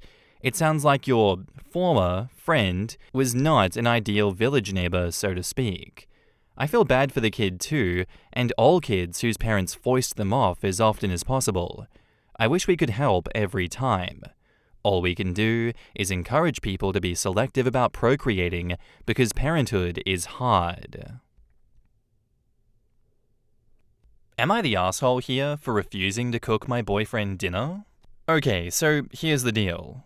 I, 26 female, have been with my boyfriend, 28 male, for about 2 years. We live together, and I'm the one who usually cooks because I enjoy it, and honestly, I'm just better at it. He can boil water sometimes. Anyway, last night he came home from work and immediately plopped himself on the couch. I asked him how his day was, and he just grunted at me like I'm his roommate or something. Whatever, I let it slide. Then around 7 p.m. he's like, "What's for dinner?" And I told him that I hadn't started cooking yet because I'd been busy cleaning the house and doing laundry. He kinda scoffed and said, "Well, I've been working all day. Can't you just throw something together?" And that just rubbed me the wrong way. Like, yes, you work a 9 to 5, but I work too. Freelance, so at home, and I also handle 99% of the housework. I told him he could figure out dinner himself, and he got all pouty and said he was too tired and didn't know what to make. I suggested ordering takeout, but he said he didn't want to spend money. Long story short, I stood my ground and didn't cook. He ended up eating cereal and was super passive-aggressive the rest of the night, slamming cupboards and sighing dramatically. This morning, he made a snide comment like, "Guess I know where I stand now." And now I'm wondering if I was too harsh. Like, I get that he's tired, but like, so am I? I feel like a jerk, but also not his personal chef. Am I the asshole? In the comments, This Place's Peanut says, "Not the asshole. Do not marry and do not have kids. Find a partner in all of life and its mundane domestic tasks." OP says, Thankfully, we are both child-free. I'm definitely rethinking things though. And Assignment Relevant replies, you aren't child-free. You are dating one, a child that will never mature. Yeehaw Mima says, I always think when people complain about a partner not taking care of them, especially with life chores, what would you do if you were single / lost your spouse / girlfriend? Would you come home from work and just sit and starve? Would you fuss out loud that you were too tired to do laundry but had nothing to wear? Get pissed because there's no beer in the fridge? Only mums and dads have to take care of babies. No one else on this planet owes you a home-cooked meal on demand. Not the asshole. It sounds like he had a long day at work and was exhausted once he got home. But that's not an excuse for him acting like a baby about everything though. Sounds like it's time to have a discussion about fairly splitting who does what. Not a rigid schedule or anything, but just that you shouldn't be expected to cook dinner every single night because you work too. That lately you feel the bulk of everything is on your back just because he's been working all day. Because you haven't been? People seem to think that someone who works at home lounges on the couch all day binge-watching Netflix. They don't. OP says, I've tried to discuss splitting the chores more, but he says he works so hard, he probably couldn't do them right. I don't think that he sees my job as that hard because I don't work in an office like he does or make as much money. Glittering War replies, how did he manage before you were living with him? You've said elsewhere that you've only lived together for 6 months. So, is he full of shit because he managed his life before you, or was he an absolute useless and helpless mess of a person and you decided to date him? One looks worse for him and the other worse for your choices. OP replies, he lived with some college friends before we moved into our apartment. He never really discussed chores before living together, so I don't know if he contributed more when he lived with them or not. I understand that the way the story is presented, it's like, oh, he needs to pull his weight, he needs to do his shit. And I agree with that, I absolutely agree. To me, this is reading as weaponized incompetence, and, if this is the first time that this has happened, it's good to get on this and be like, no mate, we're an equal household here. You're able to look after yourself. I'm not going to wait on you night and day with food. But if this is not the first time, and he always says, well, I work harder, I make more money, I do more than you, that's not fair to say that. That's not a good thing to say to your partner. You will lose your partner if you hold, yourself against them like that, your achievements, your ability to do more work. Is that someone you love, or is this just someone that you expect to do things for you because you do more than them? Like, that's not at all how relationships work. If you guys had discussed previous to this that, okay, on this night I'll make dinner, on this night you'll make dinner, if one of us isn't feeling it, communicate that with us, we'll come to a compromise and we'll find a way to not have an argument and so that both of our needs are met and none of us is doing more work than the other needlessly. That would be fine. But to me, the situation is presenting itself as weaponized incompetence from his part and not wanting to look after himself. If he could give a reasonable explanation and compromise with OP, I'd be more on his side with this one. But as it stands, I don't think you're the asshole here for refusing to make your boyfriend dinner, OP. Sounds like he's being lazy and he can make his own food if he wants. And now, on to the update. Hey everyone, I wanted to give you an update after reading all the comments. Thank you to everyone who gave advice, even the tough love.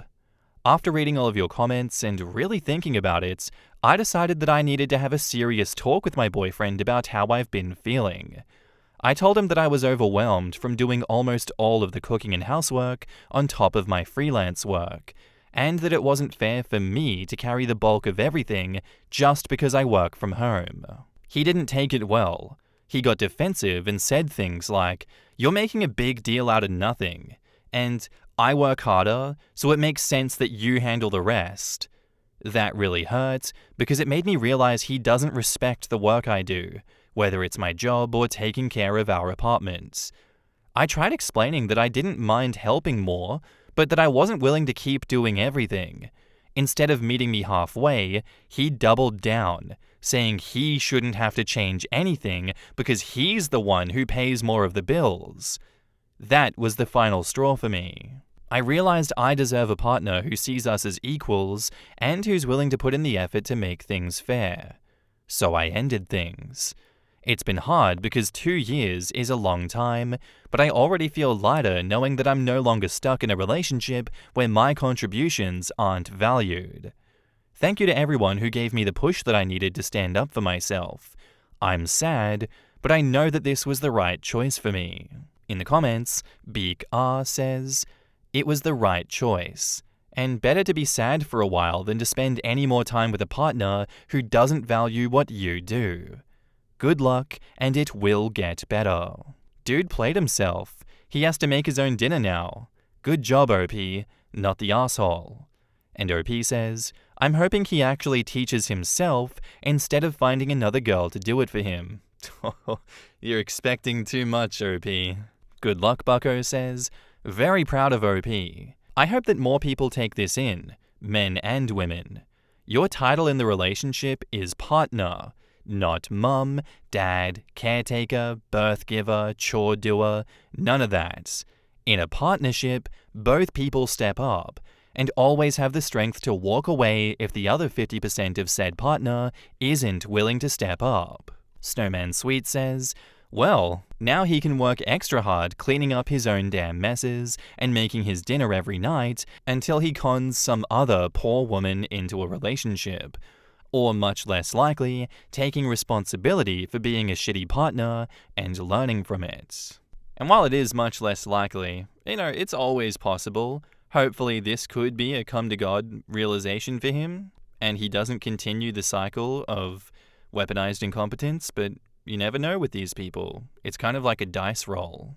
And the fact that he doubled down on it as well is insane, because that to me shows that he was comfortable enough to stand his ground against his partner and be like, "No, I will not listen to you. I'm doing what I want and you're doing what I want." So good luck to him going forward. I'm sure that's going to work out so well for him in life. Thank you for standing up for yourself, OP. Thank you for doing the right thing and leaving his ass when he was being a little baby. He's being a big little old baby. And you don't need that shit in your life because you're child free. Anyway, I'd love to know what you guys have to say about this one down in the comments below. Let me know. Am I the asshole here for moving across Canada without telling my parents after they missed my high school graduation? I'd like to preface this by saying that I'm 19, although fresh out of high school, I missed a year due to medical issues. I, 19 female, recently graduated high school, and my parents missed the ceremony in favor of my little brother's, James, 12 males, championship game. Their defense was that he had tried so hard to make the team, and it wouldn't be fair to him if they weren't there to help support. They told me that since I'd already graduated, I didn't have to worry about losing my diploma the way my brother could lose the game. Spoiler, he was benched the whole game, and his team lost 4-2. My parents have always missed my milestones in place of my brother's less significant achievements. For example, they missed my Sweet 16 party in place of his end-of-year concert. Besides the fact that my parents forgot I exist 99% of the time, and I've been working a job and saving since I was 13. I also have an older sister, Emma, 21 female, who left the second she graduated because our parents neglected her. Me and my boyfriend Mike, 20 male, had both made it into a great school in British Columbia. I live in Quebec. The plan was to move there together sometime in August, but when my parents just didn't show up to my grad, I went to his house and we left a week later. They were used to me being gone for extended periods of time, but when I didn't even send them an angry text after they were a grad no-show, they called. I answered and informed them that I was in British Columbia and would no longer require their non-existent parenting. Since then, I've been bombarded by family on both sides, and I've been ignoring all of them. Until I got one from my mum apologizing and asking to meet up on Zoom or FaceTime. Mike says it won't be different from the other times, but what if it is? Most of my family has been attacking me using some not so socially acceptable words, which make me wonder, am I the asshole? In the comments, Vanda611 says, "See, the thing that your family doesn't seem to get is that if parents aren't really bad at parenting, their kids don't flee at the earliest opportunity. It isn't even the first time it happened with your crappy parents, not the asshole." Quote, "But what if it is? It won't be. Proof of that is the obvious fact that your parents immediately spread their version of events to everyone in the family, getting them all to gang up against you. And since no one has contacted you apologizing, it's clear they still haven't admitted the real truth to anyone. That means they care more about looking like innocent victims to others than about your feelings or trying to right their wrongs. Personally, I would send your mom a letter telling her that she failed as a mother to both you and your sister, and that nothing she could say would be worth hearing. She had 19 years worth of chances, and she blew every one of them, and you don't need someone like that in your life. Send it, and then block everyone in the family who gives you any shit." I'm on board with that personally. I think they had their chance and they chose to be dickheaded parents this entire time. It's not going to be different, OP. Please don't delude yourself into thinking that, oh my god, I ran away. Now's the time they're going to change. They're going to see it's different with me. I changed their minds. No, you didn't. My sweet summer child, you did not. It's going to be the same excuse. Change like that does not happen overnight. Change like that takes a while, and it takes a lot of trust and honesty from that side of the fence, with which they have been conditioned, and they have conditioned you for so long to accept their shit that it's hard for me to even think that it's possible for them to change. I know that was like a bit of a stream of consciousness, but yeah, to sum it up, obviously, it's not different, and I don't think it's ever going to be different, given how long this has been going on for. Not the asshole for moving across Canada without telling them. You know, you're just following a trend at this point. And now, on to the update. So I answered the call, and I know I shouldn't have, but I did.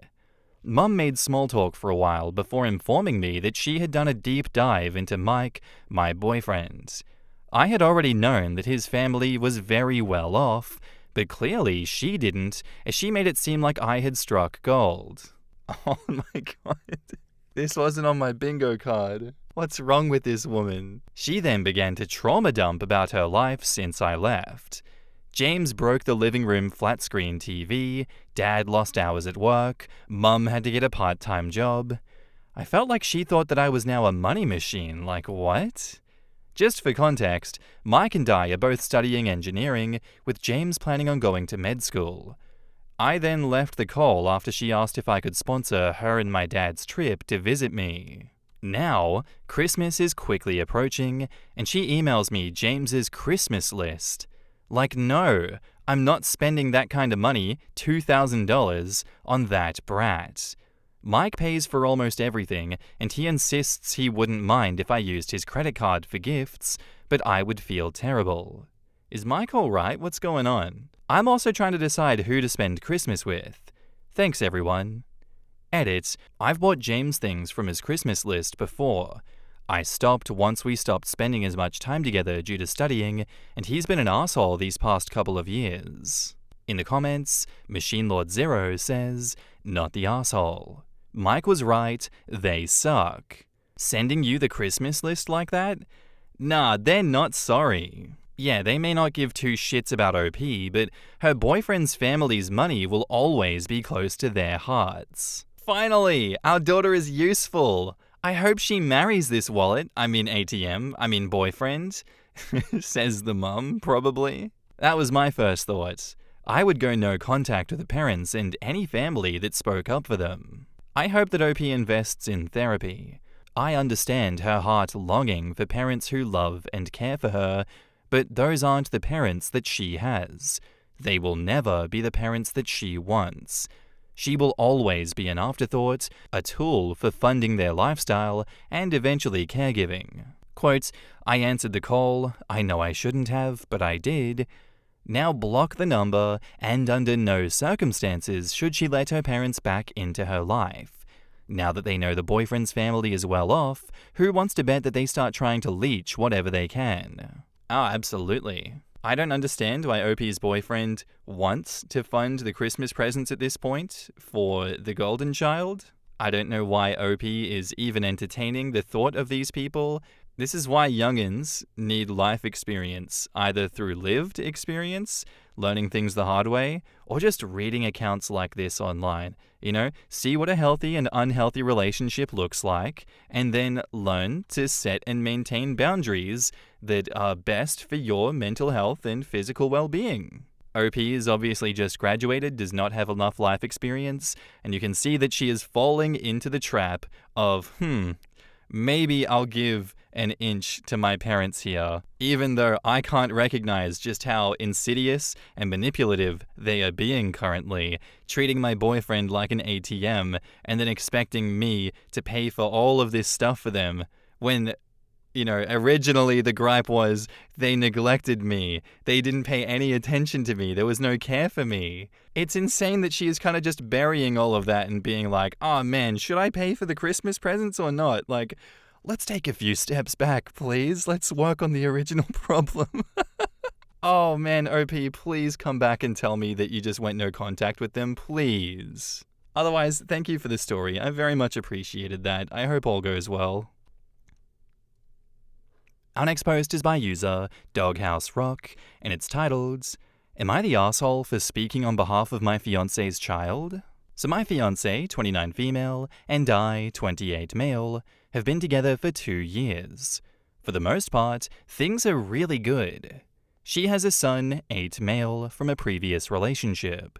The dad isn't involved. Together, we are our own little family unit.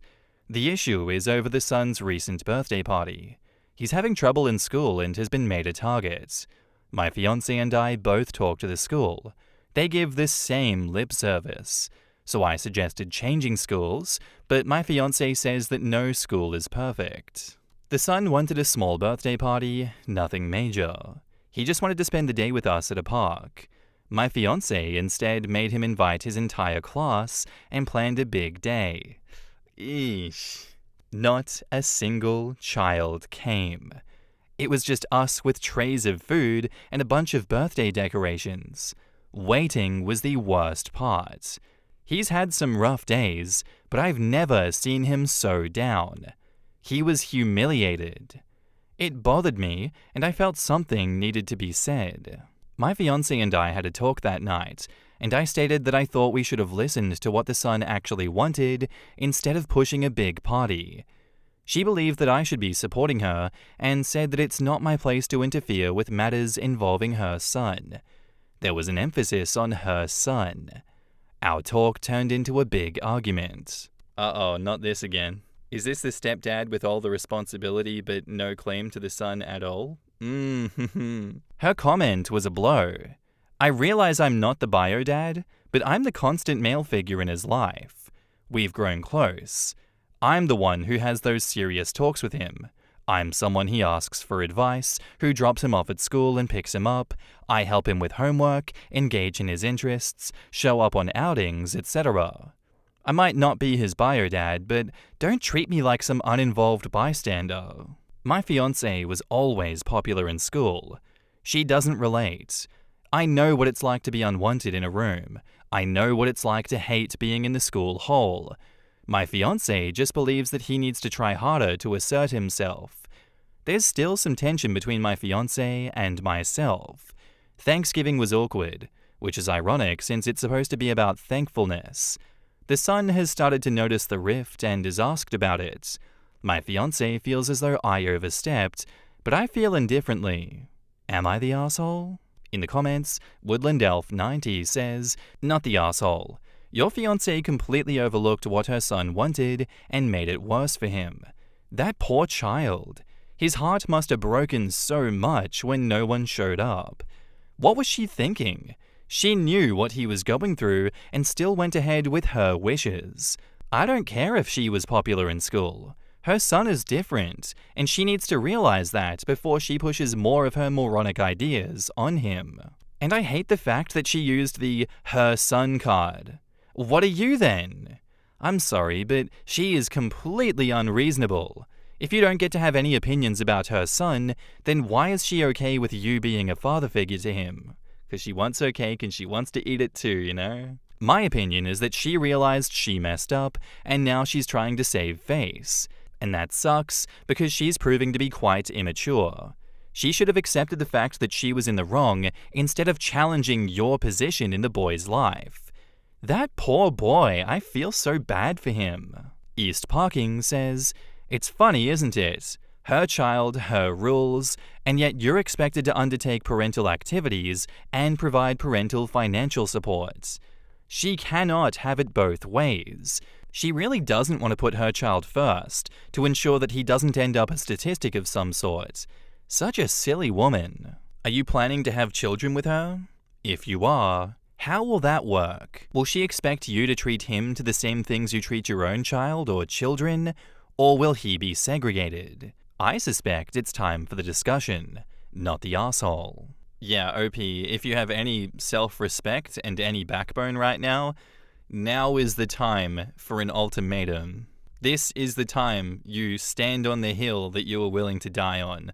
Because she's pulling that bullshit, "Oh, I expect you to take all the fatherly duties, but don't you dare try and have a say in any decisions in his life, okay? Because you are not that guy." Sorry, sis, it don't work that way. You can't have your cake and eat it too. Don't come at OP with that bullshit, because that's a one-way ticket to losing a great man who is a great father figure for your son. And she will only have herself to blame if that happens.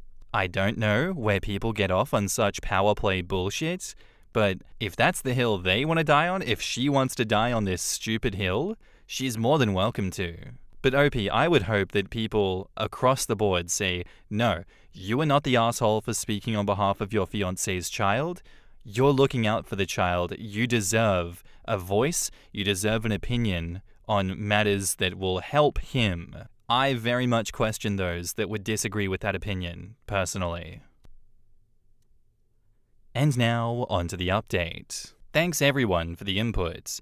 The outside perspectives helped me, 28 male, tackle the situation with my fiancée, 29 female. Things were still rocky between us. We've had fights, but we're usually able to communicate. This issue was different. We both felt strongly about our stances with her son, 8 male. The son noticed the rift and took it as we were disappointed in him after the birthday party. I reassured him that nothing was his fault. My fiancée usually leaves these kind of talks to me because she says that I'm better with the emotional stuff. I wasn't sorry for speaking up. He was humiliated, and it happened because of him being forced into a party he never wanted. My fiancée and I arranged to talk while he was at school. She felt that we needed to hash things out too. It was my hope that we could work towards a solution. We both started off apologizing for contributing to the fight and letting it drag out. I told her that I was hurt by how dismissive she was of me and how I needed to keep out of the issues with the son. She's never pulled that card. She wanted me to have a presence with him. She said that she spoke out of anger and didn't mean any of it. She felt judged and took everything she was holding in out on me. I expressed that the son needed an advocate, and he sometimes struggles speaking up because he wants her approval. This was something we discussed before. She admits that pushing a party was wrong. She said that she loves the role that I take with the son, but feels that he and I connect in a way that they don't, and that's hard for her. I tried reassuring her that she's his mum and no other bond could negate that. She's one of the only people he wanted to spend his day with. I'm here to support both of them, but that doesn't mean agreeing with her on everything. I feel chasing popularity will only be trouble as he gets older. Something that was recommended on here was therapy. I thought that it would be good for us. She wasn't entirely closed to the idea. She's hesitant about the notion of therapy. The son will be changing schools. We're also looking for clubs for him. He has a talent for drawing. I'm honestly impressed every time. I'm encouraging my fiancé to embrace his creative side. I believe that my fiancé means well and wants the best for the son, but I feel that she has to be more receptive of what he is telling her. He may never be popular. Most kids aren't. it doesn't mean that he's doing something wrong. Kids and people in general can be cruel. I even told her if she and I had gone to school together, her friends probably would have made fun of me. The son's experience is his. He'll come into his own. Overall, we did better talking instead of going at each other, which is better for everyone involved. I'm still going to speak up for the son. When I was his age, there were times I wished someone spoke up for me. Thanks again to everyone for the support. I really appreciate it. In the comments, Hungry Book says, has the mum ever had a heartfelt one-to-one convo with her child on how he truly feels? Like actually get down to his level and ask what he truly wants in life and such? You would be surprised at how much 8-year-olds can express their wants and needs. This was definitely a wake-up call for OP's fiancé, when the future step-parent has a better relationship with your own son than you do. The important thing is how she responds. If she can listen to their son, or if she'll slip back into projecting expectations again. I'm glad that she's at least aware of what she's done wrong, and she doesn't just deny her involvement in all of this. To me, that's a very healthy sign that they are going to figure this out together, and they are going to work on what is not working. And I get that she's hesitant about the notion of therapy, but I do think you need it. An impartial third party that helps cut through the noise for the both of you. Surely that can only be a good thing, right? If not for your relationship, then for the good of your son, for the future of the son, as you say. You keep referring to them as the son. Are they not your son? Do you still not have claim as a father figure after all of these years that you have spent with this child? To me, even just that, saying the son instead of my son potentially needs to be worked on in therapy. As always, thank you for bringing us this update. You don't have to do it, you're never expected to do these things, but it's really insightful to see just where these situations lead. And I'd say this is a very much positive outcome for this situation, so again, I hope all goes well in the future. All the best of luck with it. Our next post is by user ThrowRA Canning 1900, titled, My 42 female, husband, 42 male, has informed me that he intends to go on a gaycation with his brother-in-law, 35 male, in Ibiza. How do I handle this? Hi there. I really wish I didn't have to make this post, but here goes. So my husband and I have been happily married for about 16 years, give or take. We both have stable careers, good family life, and are fairly fortunate despite the cost of living racking up the UK right now. We have 2 boys, 15 and 10, and up until this Sunday, thought that we had it pretty good. We argue sometimes, of course, but have never gotten too bad, and we have a pretty decent sex life with some exploration, but I won't get into that. He's perfect. He's the perfect partner, besides the gaycations every now and then. Long and short is, on Sunday, just after I dropped off our boys at their friends', my husband asked me if we had the house alone, and more importantly, do I have a minute?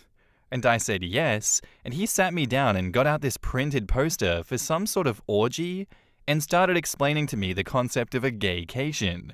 How it's where straight men go to somewhere with sun, sand, and booze, and become gay for the duration of the trip, but that's fine because it doesn't actually count, because what happens on the gaycation stays on the gaycation. I was just completely silent and mortified, even more so when he said he was looking into booking a trip to Ibiza next year with his brother-in-law, his sister's husband, to experience it for himself. When he finally let me speak, I just said, I need him to be clear with me. Is he gay? Because if yes, that's okay, but we need to figure out what happens going forward. I didn't let myself get angry or upset. I was just stunned. He swore up and down how he's not gay, and he's 100% attracted to women, and of course, still loves me and our boys. So I said, well, do you think that you're bi, maybe? And he got very defensive, saying how I need to drop the accusations, and that this is the beauty of the gaycation. It allows straight men to experience gayness without actually being gay, and how it's like going to an aquarium. Yeah, but when you go to an aquarium, you don't have sex with the fish. This is not an episode of South Park. And again, he was adamant that he doesn't find men's bodies or genitalia exciting at all, but he needs to experience this, apparently. He needs to experience this. Oh, yeah. I said, well, I'm not really comfortable because even if he was bi, this would be explicitly cheating on me. And he got angry and reiterated that he's not, because that's the beauty of the gaycation.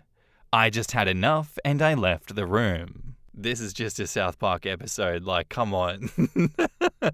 Randy is going on a gaycation. Randy is convincing Sharon it's not gay. I ignored him for the rest of the day, but we spoke at tea where I again asked him, why does he want to do this so bad if he's not gay? He said how he's interested in how gay men's lives differ to straight men's, and that unfortunately, once the gaycation begins, it is simply impossible for a man to resist, and he must surrender his mind, body, and soul to the gaycation or be destroyed. I really can't put into words how surreal it was, because he was speaking so matter-of-factly, and he again insists that this is a thing that straight men do all the time, and how he's actually doing it a bit late. No, it's not. I just said to him that if he has any love for me, then he can't go ahead with this, and if he does, the marriage will be dead. We didn't speak any more after that. Since then, he's mentioned no more of it, but somehow, and this is what scares me a lot too, that decision genuinely seems to be tearing him up. He didn't go into work on Monday, and only went in a half a day yesterday, because he told them that he just felt too ill, and he just looks distraught every time I see him. I really don't think that he's wholly gay, though I can absolutely believe he's bi, but I'd rather we talked about that in a healthy way, rather than this incredibly weird denialism around going on a sex holiday to Ibiza. Has anyone known straight guys to do this and come back and just go back to being straight? Like, surely that can't be a thing that happens. I'm so out of my depth here, and I just don't know how to even initiate the conversation. For the record, I also haven't mentioned it to his sister yet. I don't know how I'd even break it to her. Thanks for any help. I just don't even want to think, so being able to get this out there has helped, even just a little bit. In the comments, Champion Flight says, your husband isn't proposing a gaycation. He's proposing cheating on you with men while using magical thinking to pretend that it doesn't count. The fact that he's planning this with his sister's husband makes it even more disturbing. His bizarre explanation about surrendering mind, body, and soul isn't straight man curiosity. It is someone desperately trying to justify exploring his sexuality while keeping his heterosexual marriage. His depression about not being able to go isn't about missing a vacation, it's about being forced to confront his sexuality without his convenient "what happens in Ibiza stays in Ibiza" excuse. His meltdown over not going shows how desperately he wants to avoid facing this reality. Tell him that you're going to have a straightcation while he's gone, and you're going to surrender mind, body, and soul to other men. Honest to God, if my husband proposed this to me, I'd use his time away to pack up, move out, and have divorce papers waiting for him. I'm a straight European man, and this sounds completely absurd. If it's so normal, why then is the only thing that shows up on Google a docuseries from 2016? Definitely not normal. I'm not even attracted to men, but I want to try being gay. Said no straight man ever. My bet is this gaycation doesn't even exist, and husband and brother-in-law want to go away and explore together, and are trying to figure out a way to do this while also assuaging their conscience and being somewhat honest. I can honestly see a post within the next year from OP titled, "My husband came out and left me for his brother-in-law." Back up to the post, there's an edit. Wow, this blew up. This has been incredibly sobering, and I think I've now confirmed what I already knew to be the case. The marriage is dead one way or another. In a way, I was in denial myself about that. I have contacted my sister-in-law, and she initially screamed at me, calling me a liar, and even insinuated that I was trying to steal her husband. She rang me back shortly after, apologized, and admitted that she was in deep, deep shock.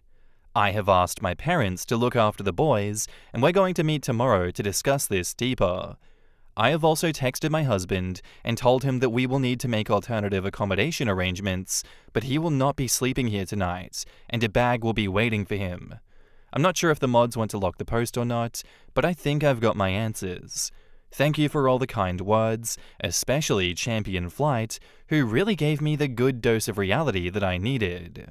P.S. I see a lot of people asking about the aquarium, and at risk of doxing myself, there's a pretty famous aquarium in the UK called The Deep. At the very end, you walk through a tunnel that goes underneath the main fish tank, so it's quite immersive, I suppose. My husband explained the aquarium thing in that it's a bit like that. You go there and you observe the fishes. You even get a bit up close, but you never actually enter the water, get emotionally invested, or become a fish, gay. So it doesn't really count. That's so insane!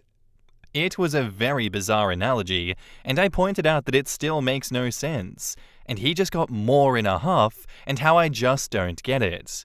And frankly, I still don't. I love this. I just love this so much. That is so funny.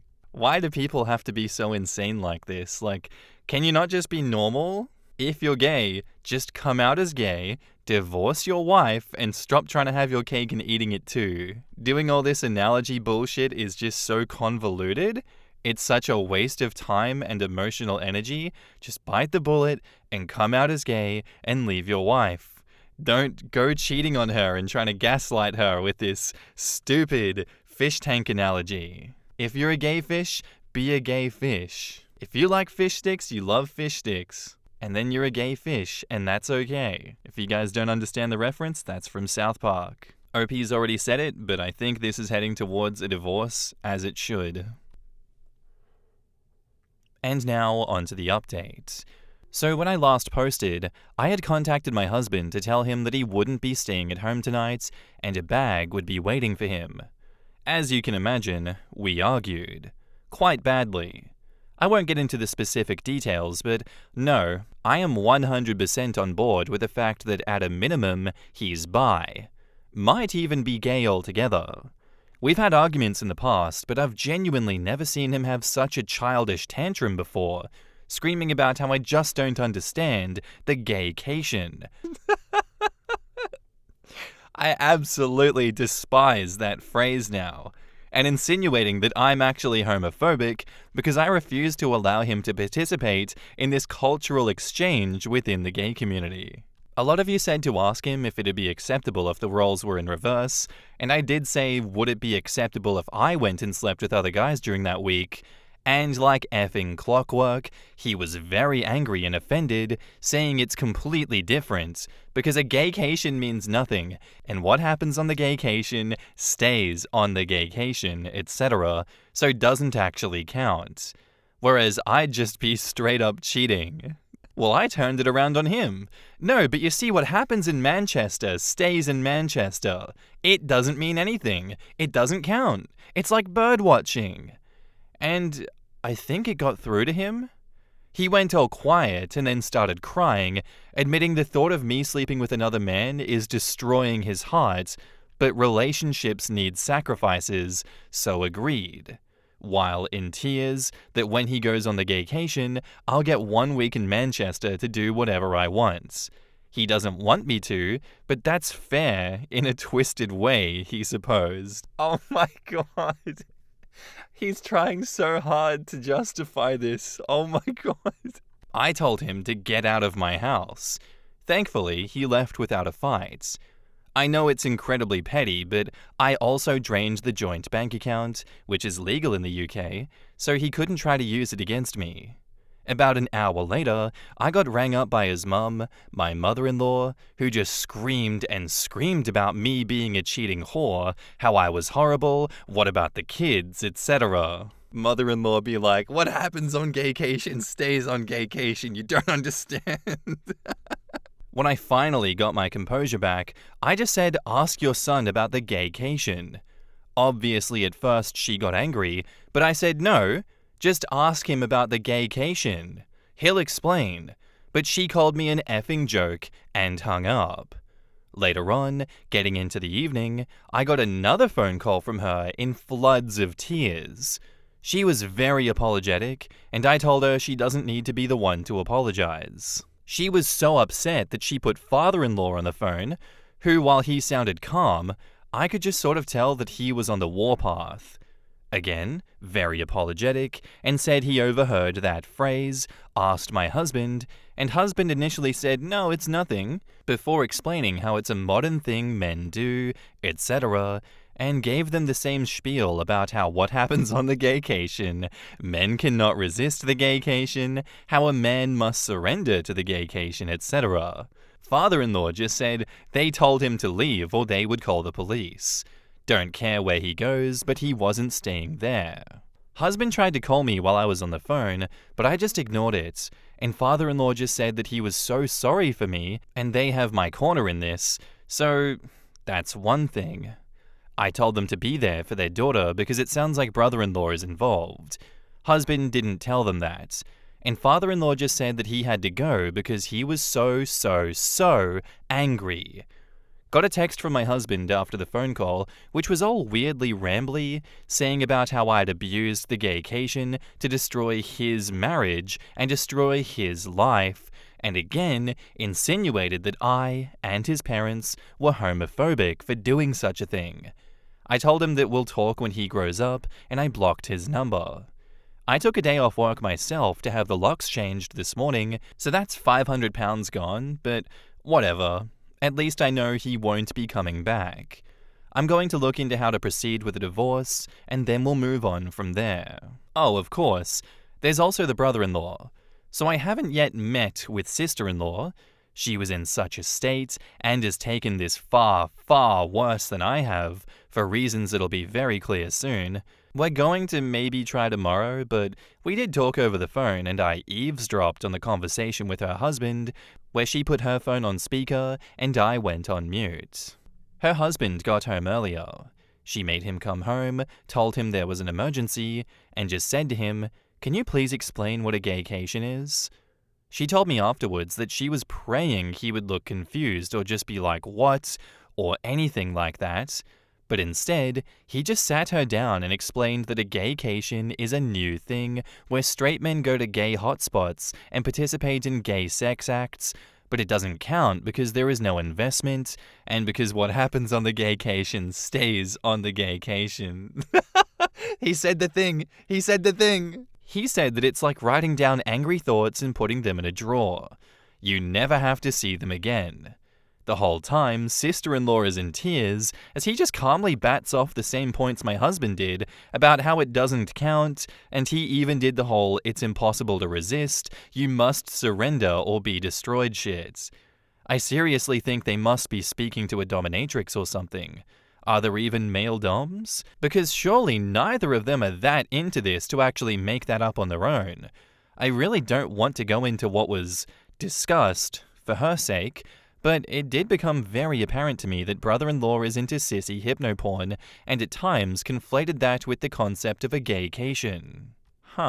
There was this utterly surreal moment where sister-in-law is just trying to wrap her head around this, while also in floods of tears, and he explains, so genuinely, so matter-of-factly, that for most men, the gaycation is either a one-time or annual thing, but some men go on the gaycation for years, and others simply never return, because they use hypnosis and mind control to be totally feminized into a state of permanent pseudo-gayness.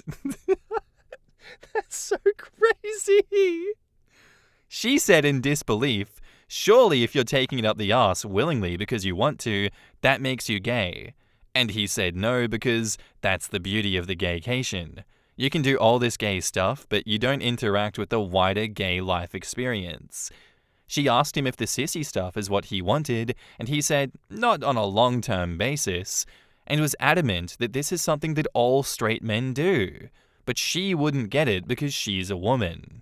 Then there were more insinuations of homophobia. Well, that marriage is dead too, I suppose. The whole ordeal ended when she said to him that he has a choice to make, and he said no, he doesn't need to make this choice because the beauty of a gaycation is that it allows him to keep his marriage because it doesn't count. She said that's not the choice. The choice is whether he's leaving the house that night or she is. The only good thing he did was leave. Sister-in-law and I spoke about it after that, and I'm just still utterly stunned. I understand that she's gone to her parents for the support, but what exactly did we do to have our lives destroyed in such an abrupt, bizarre, embarrassing way? Per some advice, I'm going to look at the devices and bank statements to see if I can find any definitive proof of cheating. After that, I suppose figure out how I tell the boys why their father won't be coming home. OP, you can't tell them. You know what happens on gaycation stays on gaycation, right? In the comments, Fifi says, does anyone else think that the brother-in-law and the husband are actually gay for each other and have created this to cover up a once-in-a-year week-long fling that doesn't count? Because I'm adding 2 and 2 and getting an art room. I was wondering this too, because I felt like they both left their houses fairly easily. No, but where will I go? Which made me think, maybe they don't care where they'll go because at least they'll have each other. All sounds to me like your husband wants to have sex with his brother-in-law. It wouldn't surprise me if they already had sex. The whole bizarre gaycation story sounds too coordinated between them, and it's also not an actual thing. Man, people are really committed to keeping what happens on gaycation, aren't they? No one wants to spill the secret sauce. Born Trippy says, that's what I was thinking. Have they had some kind of encounter with each other and then formulated this absolutely insane plan just to get away with each other? Although I feel it would have been way easier for them to say that it was a lad's holiday than a gaycation. It sounds kind of culty, I don't know, the way they both talk about it in an almost spiritual way as this experience for the mind, body, and soul. I hope you're alright, OP. Probably a good idea to look at family therapy for you and your kids too. Insane write-up. One of the more insane stories that I've read lately. I actually really enjoyed it. It was funny.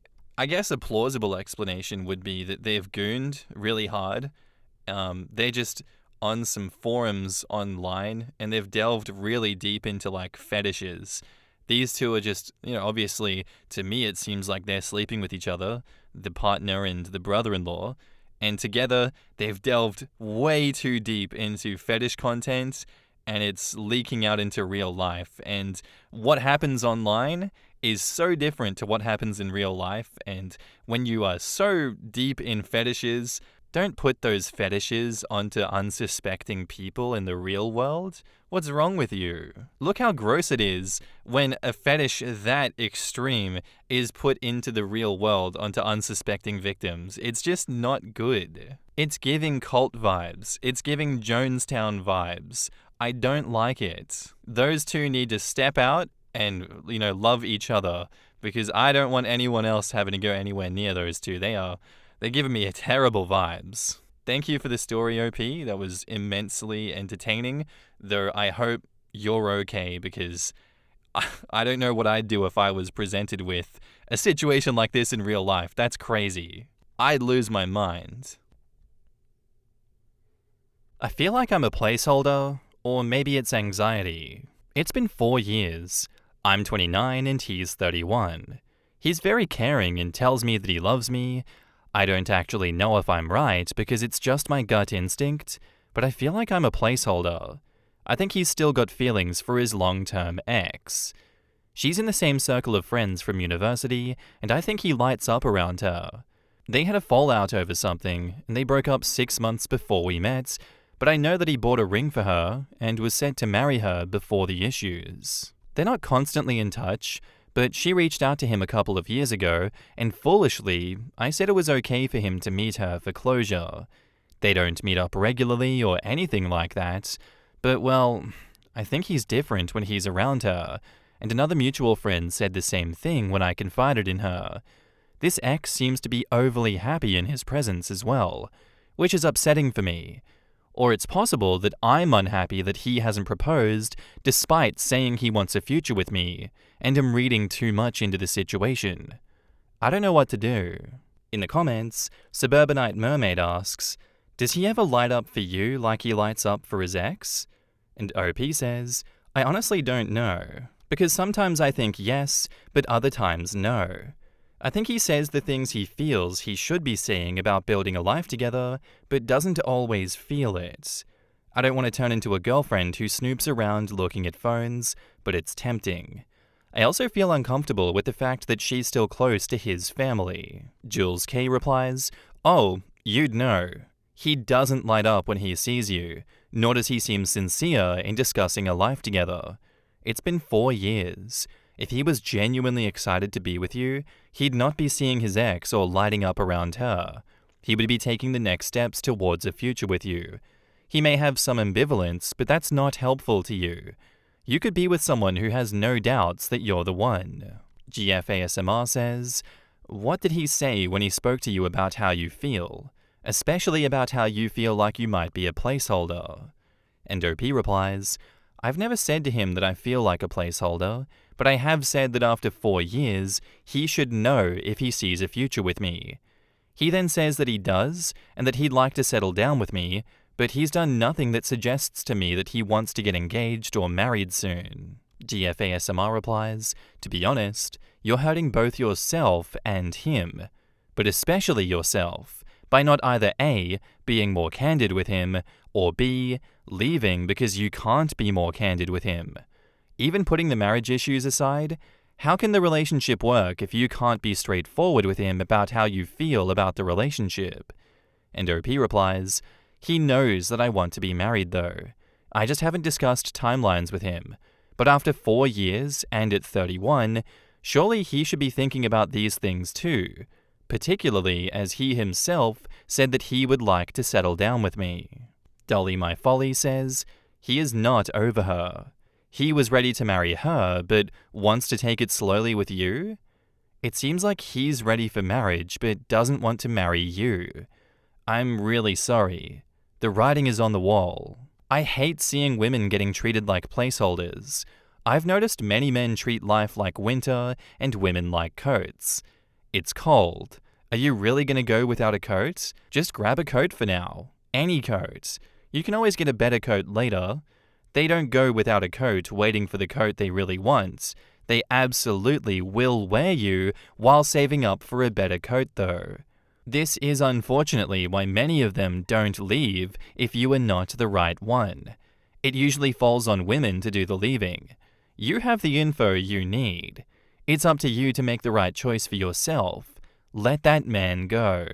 OP replies, last night I tried to talk about marriage again to discuss a timeline, and he said he hasn't thought about it. He needs time to think about it. I told him that I'm unwilling to wait for more than 6 months, and he didn't say anything other than asking for a few days to think about it. Lice Queen replies, well, there's your answer. If I were you, I wouldn't worry about whether this is about the ex or any other girl. The ultimate answer lies with you two, and right now, you're not feeling secure and he's not able to step up. Men can be clueless. I had to explain to my husband at our 3-year mark how much time it takes to get engaged, pay and plan for a wedding, and then have kids. In his mind, it could all happen a lot faster, and he thought he had more time to propose. But he was serious about marriage and reassured me and proposed within a few months. I was also ready to walk, and he knew I was serious. If your boyfriend's answer after 4 years is, I'll think about it, not, I love you and I'm working on it, go. You deserve a man who you feel safe and loved with. And OP replies, he told me yesterday evening over dinner that he loves me, but he doesn't know if and when he'll be ready to propose or get engaged. He said that he used to think that it was something he could do long term, but when I gave him a timeline, he realized that he couldn't do it anytime soon. When I asked him if he thinks he'd ever be ready, he said possibly, but he honestly doesn't know. Because I was hurt and deeply upset, I asked him if it was because of his past and his previous relationship. But before I could even complete the sentence, his expression changed, and he told me that's not relevant, and not to try to make it about his previous relationship. That's interesting that his expression changed like that. And let's not talk about my previous relationship or my past at all. None of that is relevant. I don't understand how it can't be relevant when he is lighting up in front of his ex-girlfriend. He has so much communication with his ex-girlfriend. Things are not chill with your current relationship. His words and actions are not aligning, and I think you need to take the advice of everyone else here and leave his ass. Because he is lying to you, and him saying that it's not relevant and not try to make it about the previous relationship is not indicative of reality. This is a real example of gaslighting. He is genuinely gaslighting you. He is lapping up the attention of his ex-girlfriend and saying to you, no, I'm not doing any of that. That has no influence on me whatsoever. I love you. No, you do not. Be honest with yourself. Be honest with your partner, OP's boyfriend. This relationship isn't going anywhere. OP is a placeholder. That is not acceptable. Just break it off and get back with your ex. Stop wasting OP's time. Jesus Christ. And now, onto the updates, titled, Dumped after I gave my boyfriend a deadline for engagement. Only a few days after I finally told my boyfriend that I wouldn't wait for more than 6 months, he's broken up with me. At first, he told me that he needed time to think, then said he couldn't see it happening anytime soon, and today, he said that he can't marry me, and that he wanted to end the relationship for this reason. I still feel that it's because after all this time, he's still hung up on his ex. He won't talk about it, and said that it was not the reason, but of course he would say that. I'm still quite sure that she is the reason. He tried to tell me that he still cares about me, etc., but I told him to cut the crap because he wasted 4 years of my life. He told me that I can stay in his house for as long as I need until I find a place, but I'll be viewing apartments and leaving ASAP. I feel like such a fool for not putting my foot down sooner and have been in bed all day. How can you do this to someone you claim to love? In the comments, Nosecrumb says, please don't try to chase the why. Maybe he is still hung up on his ex, maybe he's just not ready for you, maybe he'll be married a year from now to someone else. Ultimately, it doesn't matter. Better to accept that as soon as you can and put your energy into moving on to someone who won't drag you around for 4 years. A lot of men wouldn't break up. They would ride out the relationship for as long as they could, they would come up with more excuses and try to keep you around while they benefit. It's better than waiting 6 or 10 or 13 years. But the only reason he's being honest now is because you said you wouldn't wait for more than 6 months.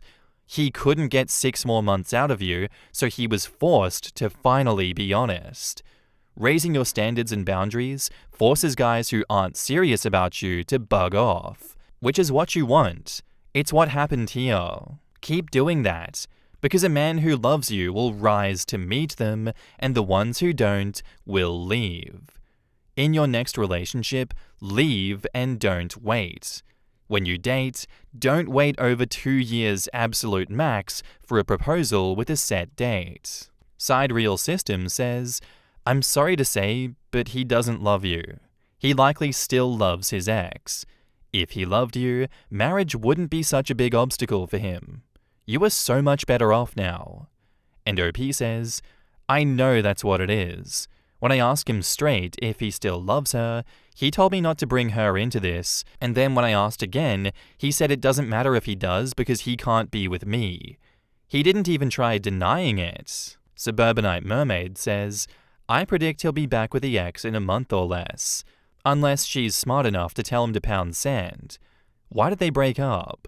OP says, I mentioned it in a previous comment, but it was over a family matter relating to a family member of his where his ex was going against his wishes and interfering. She has since apologized to him about it and said she wished that she stayed out of it. I was dumb enough to tell him that it was okay for him to meet her for closure, and she said this.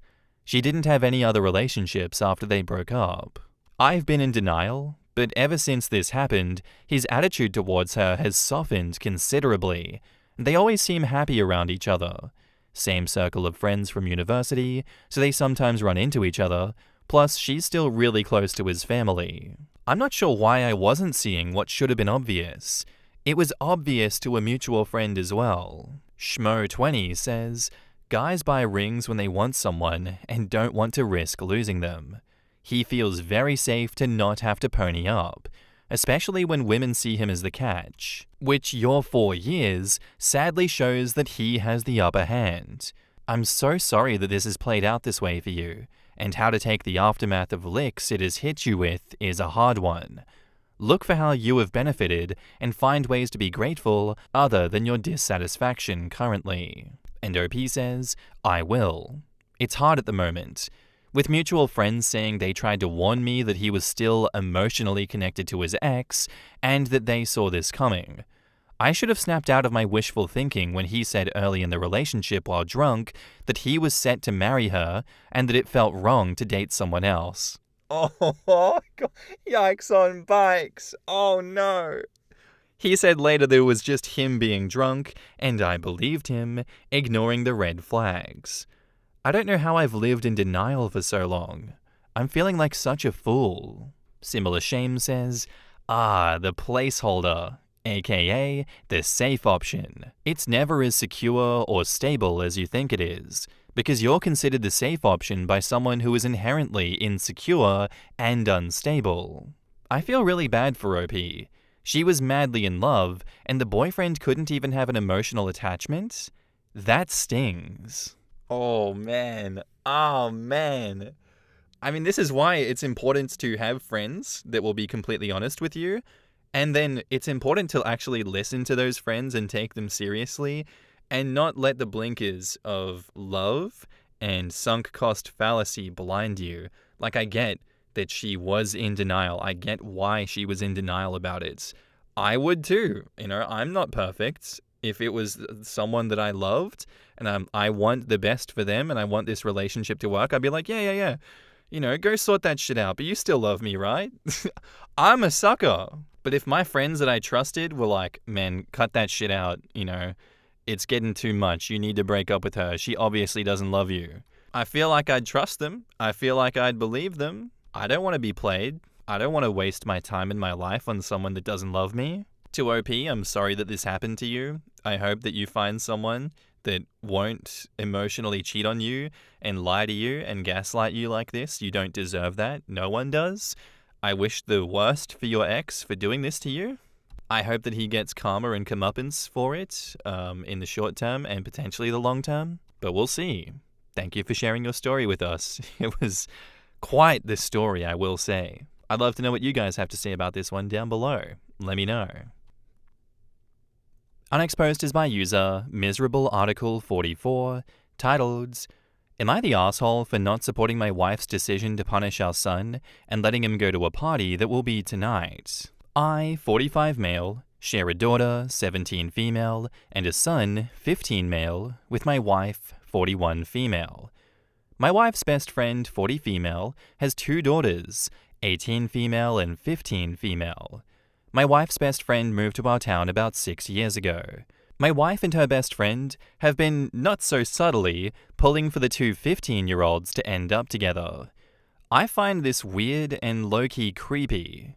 About 2 years ago, wife's best friend's youngest daughter appeared to have developed a crush on our son. My son talked to me about it, and he had 0 interest. So, we discussed how to tactfully but firmly let her down.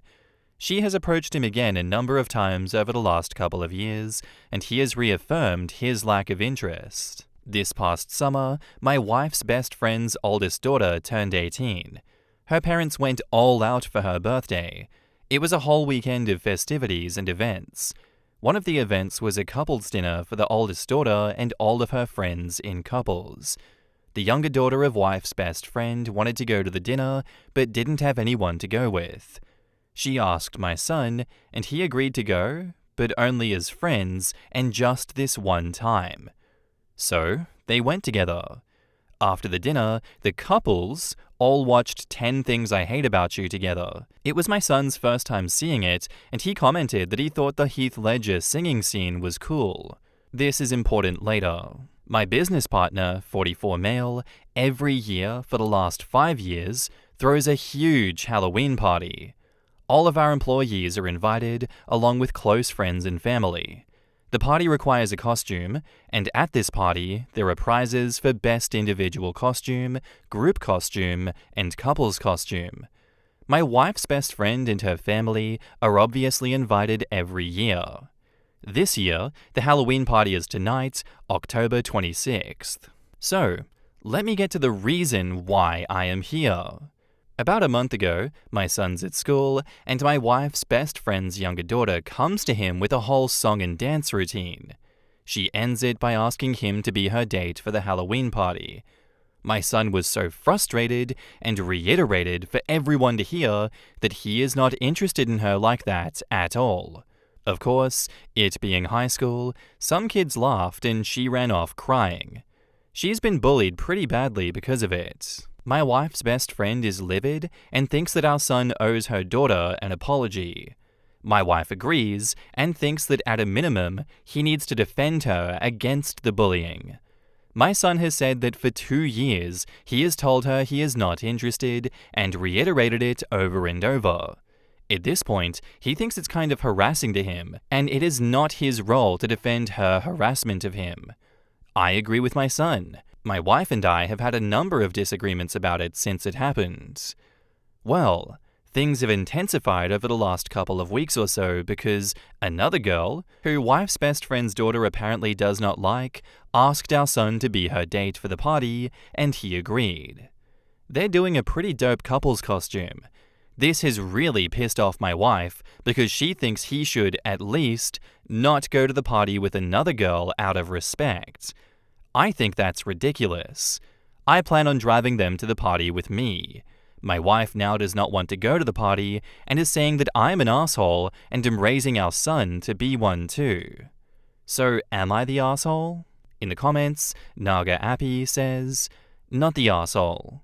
Tell your wife consent goes both ways. What if it had been a boy harassing the daughter for 2 years? Would she still push for the daughter to give that boy a chance? Or defend that boy? Or force her not to go to the party with another boy out of respect? She and the best friend are perpetuating some pretty damaging behaviors in the best friend's daughter. It's also detrimental to the daughter of BFF. She needs to accept that rejection happens, and it's okay. He doesn't like her, and had she recognized that earlier, she would have saved herself the embarrassment that she endured at school. Her mother and Opie's wife set her up for failure. I wouldn't be surprised if they were aware of her plan to ask him and encouraged it. Not the asshole. The sad thing is that BFF and wife have probably been filling this poor girl's head with fantasies and are mad that he won't just play along. They should have told her from the beginning that you can't force someone to like you, especially that way. I believe the mums of both kids are to blame for pushing this from the beginning, and now they're attempting to punish the real victim in this situation because he said no. Not once, not twice, but multiple times. The 3 of them need to take a hint. This is just straight up harassment at this point, and good on you for not condoning and not supporting it, OP. And it's good that you have had arguments and disagreements about this one. I'm upset that it's still not gone through your wife's thick head that this is unacceptable. This is straight up harassment. This is not a good example to set for anyone.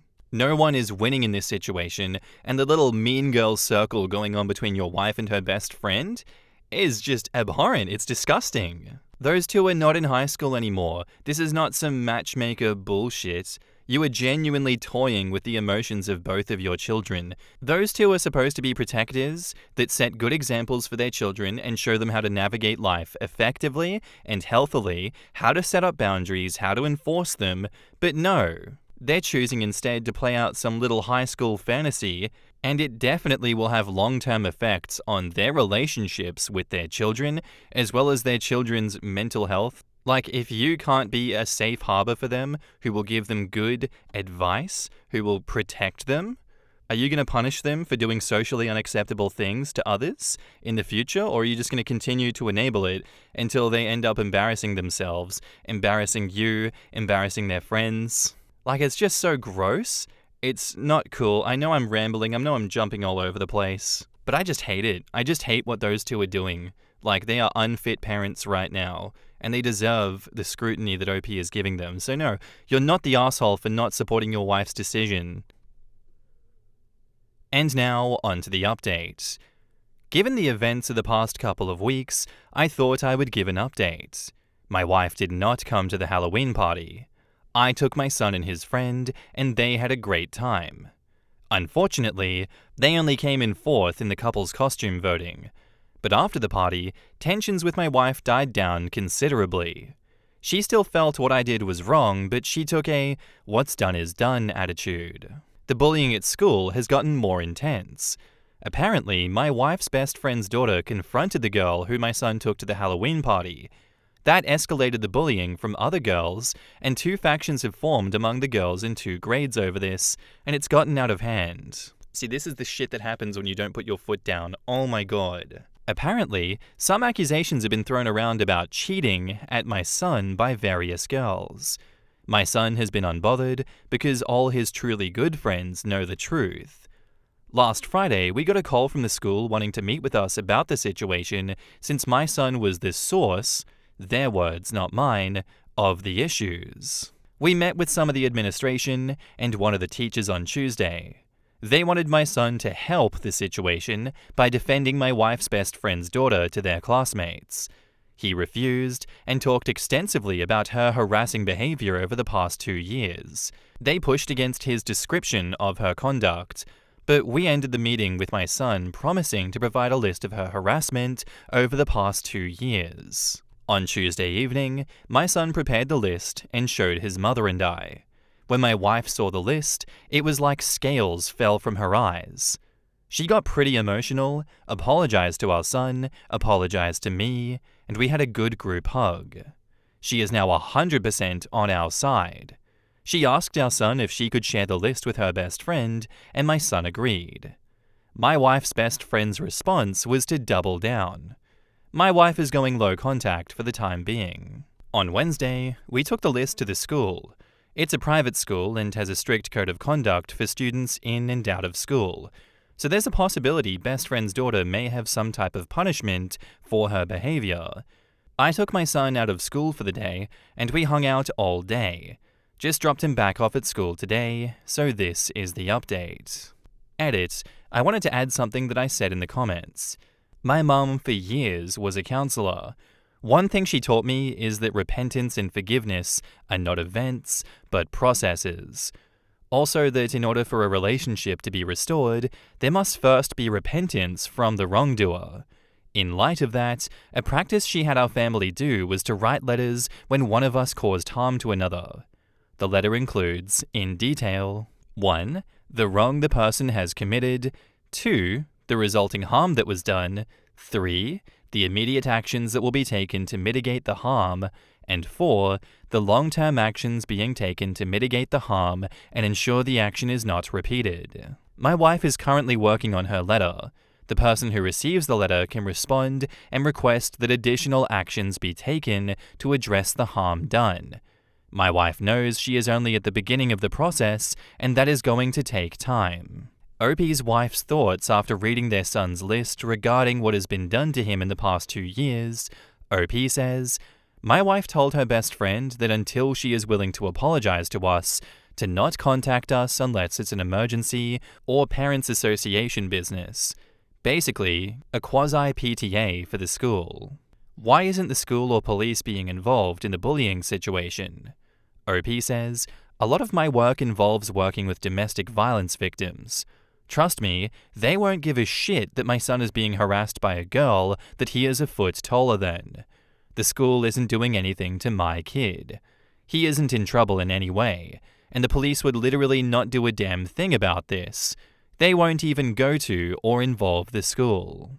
OP clarifies on if the girl who went out with his son was being bullied or not. OP says, she isn't being bullied, is my understanding. All that she has had is the confrontation, which my son says that she handled well and remains in good spirits. My wife's best friend's daughter is the one who has had increased bullying as a result of that confrontation, but the two factions have formed.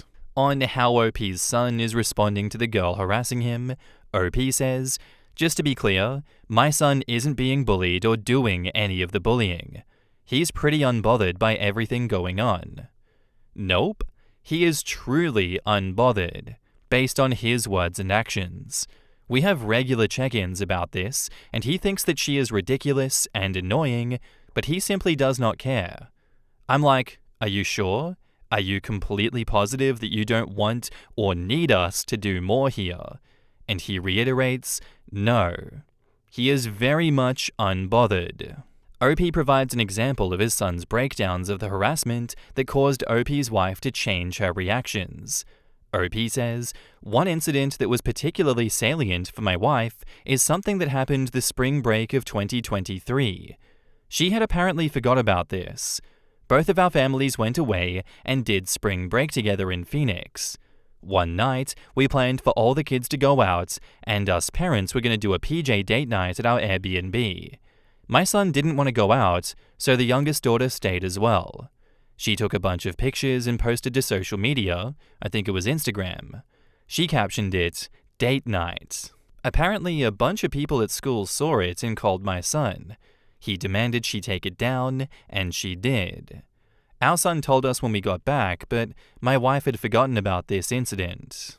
Heyo Meatballs says, "Parents really need to remember that their children are people, not props to be used or characters that they can ship. No means no, except if you're a boy and I want to play dollies with live humans, in which case, your no means nothing, apparently, from the mum and the BFF. I'm so glad that it finally sunk in for the mum. I'm still disgusted that she sided with the girl over her own son, as if his feelings didn't matter as much. That was a fail. Yeah, your kid is a person. Your kid is not a little play toy. You can't just live your fantasies out through them. That's extremely messed up. And look at what happened at school as a result of all of that. Parents should not be getting involved with their kids' dating lives like this. Unless it's to protect the child from someone that's going to take advantage of them, then absolutely, but you don't play matchmaker. Look at the harassment and bullying that it caused at school by enabling this behavior, by encouraging it. None of this would have happened if the mum and BFF hadn't enabled derangement between the two of them. It's genuinely just sick behavior, and I hate it so much. I'm glad she's cutting this BFF off and seeing how truly delusional that woman is. Thank you for sharing the story, and thank you for doing right by your kid, OP. I very much appreciate that. My sister-in-law pranked me by giving me alcohol, knowing that I don't drink. I feel like I'm spiraling about it. I, 29 female, don't drink alcohol. The short answer to the reason for this is that I grew with two highly abusive alcoholic parents. It took me a lot of self-work and therapy to even be able to be in the same room as people that are drinking. When I meet new people, I just politely turn down drinks by saying something along the lines of, "I don't drink." There has obviously been some instances where people ask me why, but I never go into the traumatic details.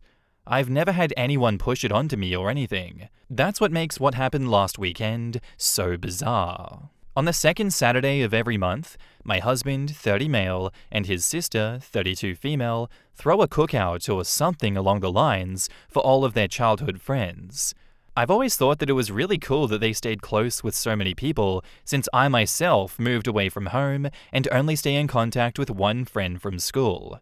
I've been attending these hangouts ever since my husband and I started dating. There has never been any issues. I get along well with all his friends and his sister. Last Saturday, my husband took my 11-year-old little brother out of town for a dad/son day. We're his legal guardians, and I've had custody of him since I was 20. So I went to the cookout alone this time. I've done this a couple of times before, and it's always been fine. So, my sister-in-law handed out the usual mimosas. I asked for just orange juice like always. When I took a sip of the drink she handed me, I immediately spit it out because I could taste champagne. I turned around to my sister-in-law and said, "Oh, you must have given me your drink by mistake." When I turned, I noticed her and two of her friends laughing. I was so confused. I asked what was going on, and my sister-in-law said through her giggles, "We thought it would be funny to see how you react to alcohol since we've never seen you drink it before. You should have seen your face." I was honestly just so shocked by that my only response was, "What the hell?" As they continued laughing, I just told them that I was leaving. I honestly don't even remember that drive home because I was trying to keep myself from having a panic attack. When I finally got home, I just broke down crying. My husband and brother got home shortly after that, and I couldn't hide how I was feeling even if I wanted to. My husband immediately asked me what was wrong, and I just broke down again. I hate that my brother had to see me cry. I try to keep our house as happy and as safe as possible. After I put on a movie for my brother, I explained what happened to my husband, and he was so mad. I've never seen him like that before. He told me to go relax with my brother and that he was going to sort everything out. I could hear him yelling at his sister on the phone, and after almost an hour, he came and sat with us and told me that we wouldn't be seeing her again. The next day, we told my mother and father-in-law. I've always been really close with them, so I wanted to confide in them. But I was obviously scared because that's their daughter, and I didn't want to talk bad about her to them. To my surprise, they were absolutely mortified and so apologetic on behalf of their daughter. I'm so glad because my little brother adores them. It would have been devastating if our relationship with them suffered because of this. So yeah, this past week has been so weird. I feel weirdly betrayed. I hate that my sister-in-law and her friends used me as some sort of entertainment for the day. I know that they don't know the trauma this triggered inside of me, but I'm just so confused on why they thought that was an okay thing to do. I also feel guilty because I don't want my husband to stop going to the cookouts and lose his time with his friends, and I don't want him and his sister to never see each other again because of me. My husband is amazing and has assured me that it wouldn't be my fault if they never speak again. It's just hard not to feel that way. Don't worry though, I've had a lot of emergency therapy sessions this week, and I know that I'll be okay. It was just such a bizarre thing to experience. It seems like such a small, inconsequential thing to have happen to me, but it's been a crash course on trauma, triggers, PTSD, etc. Typing it out has been so helpful. Thanks for listening to my ramblings. In the comments, Intrepid Can says, "What the hell would make your sister-in-law think this was acceptable? I'm assuming she didn't know why you don't drink. What if you were in recovery or something and she triggered a relapse? Going no contact with her seems like the right thing to do. I'm sorry that you had to go through that, and I'm happy to hear that your husband and his parents aren't coddling their daughter. I'm wondering if she has a history of stuff like this, and that's why your in-laws were so immediately apologetic. People are so weird about alcohol consumption. It's poison. Yes, it's a tasty poison, or can be, but there are literally numerous reasons why someone doesn't want to consume it. But in my limited experience, people do not like to be confronted by even a potential failing, and being around someone teetotal seems to poke so many bears. My father accused me of being an alcoholic when I was around 21, and I went cold turkey for months. In the end, he tried to force me to imbibe again because he felt uncomfortable with my actions. I drink occasionally now, but a bout of COVID destroyed both my tolerance for alcohol and my overall enjoyment of it, so it's much rarer. It makes people feel uncomfortable. Fizzly Pixie says, "It's no one's business why you don't drink. End of. One of my best friends doesn't drink, and we've all stood up for her when people would ask why she doesn't. She simply doesn't care for it. I myself rarely drink now unless there's an event because I personally can't be bothered and feel like I did enough when I was in my late teens and early 20s. It's so sad and pathetic that this is their attitude, and it's quite immature. Who cares if one doesn't drink? It's not like the earth is gonna stop spinning. You do you. Don't give that kind of noise any attention. You have good support around you from people who are actually mature and adults. It's not your fault of the consequences she is receiving. She effed around and she found out. Boo-boo for her learning a lesson on being a dick for no reason. Completely understand why you're spiraling about it. Completely understand why you would want to be, so private about why that is an issue for you. Your sister-in-law should know to respect you, but unfortunately she doesn't. And I genuinely do hope she gets called out for it and has some serious consequences for those actions. It's not funny. It's not a prank. And I hope she recognizes that, given the reaction she has gotten from everyone in your immediate surroundings that is close to you. I hope she takes that message to heart, and I hope that she does apologize. And yeah, like Intrepid Ken asked at the end there, I'm wondering if she has a history of stuff like this and that's why your in-laws were so immediately apologetic. It genuinely could be a case of she's just not right in the head and she's always going to be like that. And if that's the case and she doesn't apologize and she doubles down, it's okay to cut her out of your life. And now, onto the updates. A lot of you guessed right. This isn't the first time my sister-in-law has done something like this. She's definitely what some would consider a mean girl. My husband and his parents have had multiple falling outs with her over the years, but they've been on good terms recently until she pranked me. So, yeah. I could see how my husband's immediate reaction to go no contact seemed like an overreaction, but he's dealt with a lot from her in the past. I don't want to give any specific examples because they're personal to my husband and his family. I hope you all understand. So here's what happened after my last post. After talking with my therapist and with my husband, I decided that I wanted to message my sister-in-law. I asked her if she wanted to get lunch and talk about what happened. I wanted to explain some of my past to her, my PTSD diagnosis, and why what she did affected me so much. I just wanted this to be over with, and for us to come to an understanding, but she never responded. A couple of my husband's friends that were at the cookout when the prank happened called us to check in on me. They said they had no idea that my sister-in-law planned that, and they would never have let it happen. That's probably why she didn't clue them in on the prank. They told me that after I left, they told her that it wasn't cool. After a couple of days, I just gave up hope of her messaging me back and decided to start moving on. Yesterday, my sister-in-law blew up my husband's phone. She said some pretty awful things. To summarize, it was along the lines of, "It's not your fault that your wife is a pussy that is scared of champagne." She called me a bunch of names, from everything to bitch, see you next Tuesday, etc. She said she never liked me, and she wished my husband stayed with his high school girlfriend. They broke up when they were 18, by the way. My husband is 30.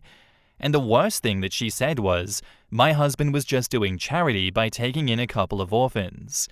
If you don't remember, I have custody of my 11-year-old brother, and we don't have any contact with our parents because they're abusive. So, yeah, some pretty awful stuff. I was honestly just shocked. I thought we got along fine. We were never best friends or anything, but I had no idea she held this much animosity towards me. Maybe she's just embarrassed and lashing out because her parents and some of her friends berated her for it? I don't know. My husband sent just one message back to her saying that he never wants to see or talk to her again, and then blocked her and her husband's numbers. He told his parents what happened, and they were furious too. I don't know what they said to her, but they're about as done as my husband. Since I've been busy in therapy and have support around me, her words didn't bother me much. I know she obviously has some problems to deal with, and I'm just her latest target. The worst thing she did was bring my brother up. I'll never forgive her for that. He's not an orphan. He has 2 parents that love him, and I'm not either. I have my in-laws that love and support me. They will always have my back, even when it comes to their own daughter. If I never see my sister-in-law again, I'd be fine with that. I truly hope that one day she'll come to her senses and understand the way that she treats people isn't right. We've decided to turn every second Saturday of the month into Family Day in place of the cookouts. I'm gonna be just fine. I'm already feeling miles better than I did writing my previous post. For everyone calling me dramatic, I'm genuinely glad you don't have experience with PTSD or triggers. I don't think it's funny to give someone alcohol without their consent, even if you know the person drinks. Anyway, again, thank you for all the kind words. I hope there will be no more updates, but if anything crazy happens, I'll let you know. In the comments, Dryad says, "Some people truly stay bullies for life. They never grow past that schoolyard desire to do something awful and laugh about it with their friends. It's quite remarkable, isn't it?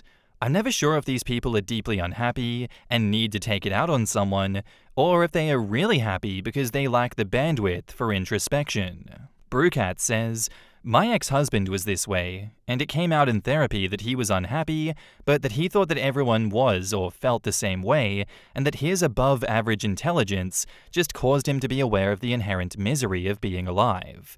It's an attitude that, since he brought to my attention, I've noticed in a lot of the schoolyard bully types of adults. These people think that everyone around them is just as mean and toxic to the core, but that the rest of us are just fumbling through life, wondering why we are this way, while they, in their superiority, have this greater understanding." Stranger to Stranger says, "I bet $10 that sister-in-law assumed that OP was an alcoholic in recovery and wanted to make her fall off the wagon. Or thought that she couldn't handle her alcohol well and wanted to see OP make a fool of herself." Vicarious Vox asks, "Why are people so insistent about correcting other people who operate differently than them? I drink, but my wife doesn't, and I wouldn't even think of betraying her like that. It's just such gross behavior." And Agent Flounder says, "In my experience, it's guilt because they know they can't control their drinking." Jane replies to that, "I feel like a lot of people see there as being one right way of things, and someone making a different choice calls into question whether they're doing things the right way or not, and they find the whole thing threatening, so they have to convince people to do the same thing they are to prove that they are doing the right thing after all." Makes sense. But yeah, that was kind of like a deep dive into schoolyard bully psychology, huh? I didn't really ever picture it that way, but when you think of it like that, it makes sense. I kind of got the vibe as well that the sister-in-law does this a lot, and she's always going to be like that, so I'm glad that she's getting cut off. I'm glad that the mask slipped and she's not able to do any more damage to OP than she's already done. She's getting what she deserves, and I hope that she's miserable with it, so, happy ending all around, I say. What do you guys think about this one? Let me know down in the comments below. Our next post is by user Ambitious Method, and it's titled, "Am I the asshole for paying for and supporting my children's sister, but not my girlfriend's children? I, 44 male, have 2 kids, 18 male and 16 male, from a previous relationship. My ex has another kid, 14 female. My sons have always been very loving and doting big brothers to their sister. Their sister's dad died when she was 4. I am not her dad, but I felt for her. I grew up as the only kid of my parents' union with half-siblings, and I was treated like an outsider. So when he died, I stepped into a sort of uncle role for her. All 3 kids go to a rather expensive private school. I pay the tuition for all 3. I have been dating my girlfriend, 37 female, for 3 years. She's lived with me for the last year. She works at the school and has 2 kids there, 13 female and 10 male. The pay is terrible, but a perk is that she gets a pretty steep tuition discount, as do all employees. Her ex pays the remainder tuition, plus child support for their kids. Well, her ex's business model imploded a while back, and he had a significant decrease in his income. They went to court, and the court decreased his child support significantly. He also is no longer paying the remainder. This means that my girlfriend needs to make it up, or kids go to public school. That really isn't possible for her. She asked me to help. I refuse. I have a strict budget that I keep to every month. If this was a true emergency, I would help, but it isn't. She then said that I could simply switch the money that I pay for my ex's daughter to her kids, and that would allow them to pay. But I refuse to do that. She is staying with her parents and hasn't talked to me in a week. Am I the asshole? In the comments, Professor Plum Did It says, This is a tough one because I do see her point that, as your girlfriend, she would like to be prioritized over your ex, including financially. On the other hand, I see your point that you can't afford to pay tuition for all the kids, and you already made a commitment to your ex to pay her daughter's tuition for this year. You said you'd do it if it was a true emergency, so I'm assuming the money exists, but just in some sort of savings fund rather than your general funds. Could you maybe front her the money to give her time to look for other options, or reduce her share of household expenses, if she pays any? All the kids involved are equally deserving, and none of them did anything wrong to deserve to have to change schools. So you aren't an asshole for not withdrawing tuition for your son's sister, but if you stand by and do nothing while your girlfriend's kids have to change schools, which will also make getting them to and from a new school while she works at the current school more challenging, when you could prevent it, then your girlfriend dumping you for not treating her as a priority is the right move for her and her kids. Partners help each other when they can. OP replies, "We are talking about $35,000 to front her for the next semester. I help her out financially by providing her with a place to live for free. She does not pay for utilities or groceries.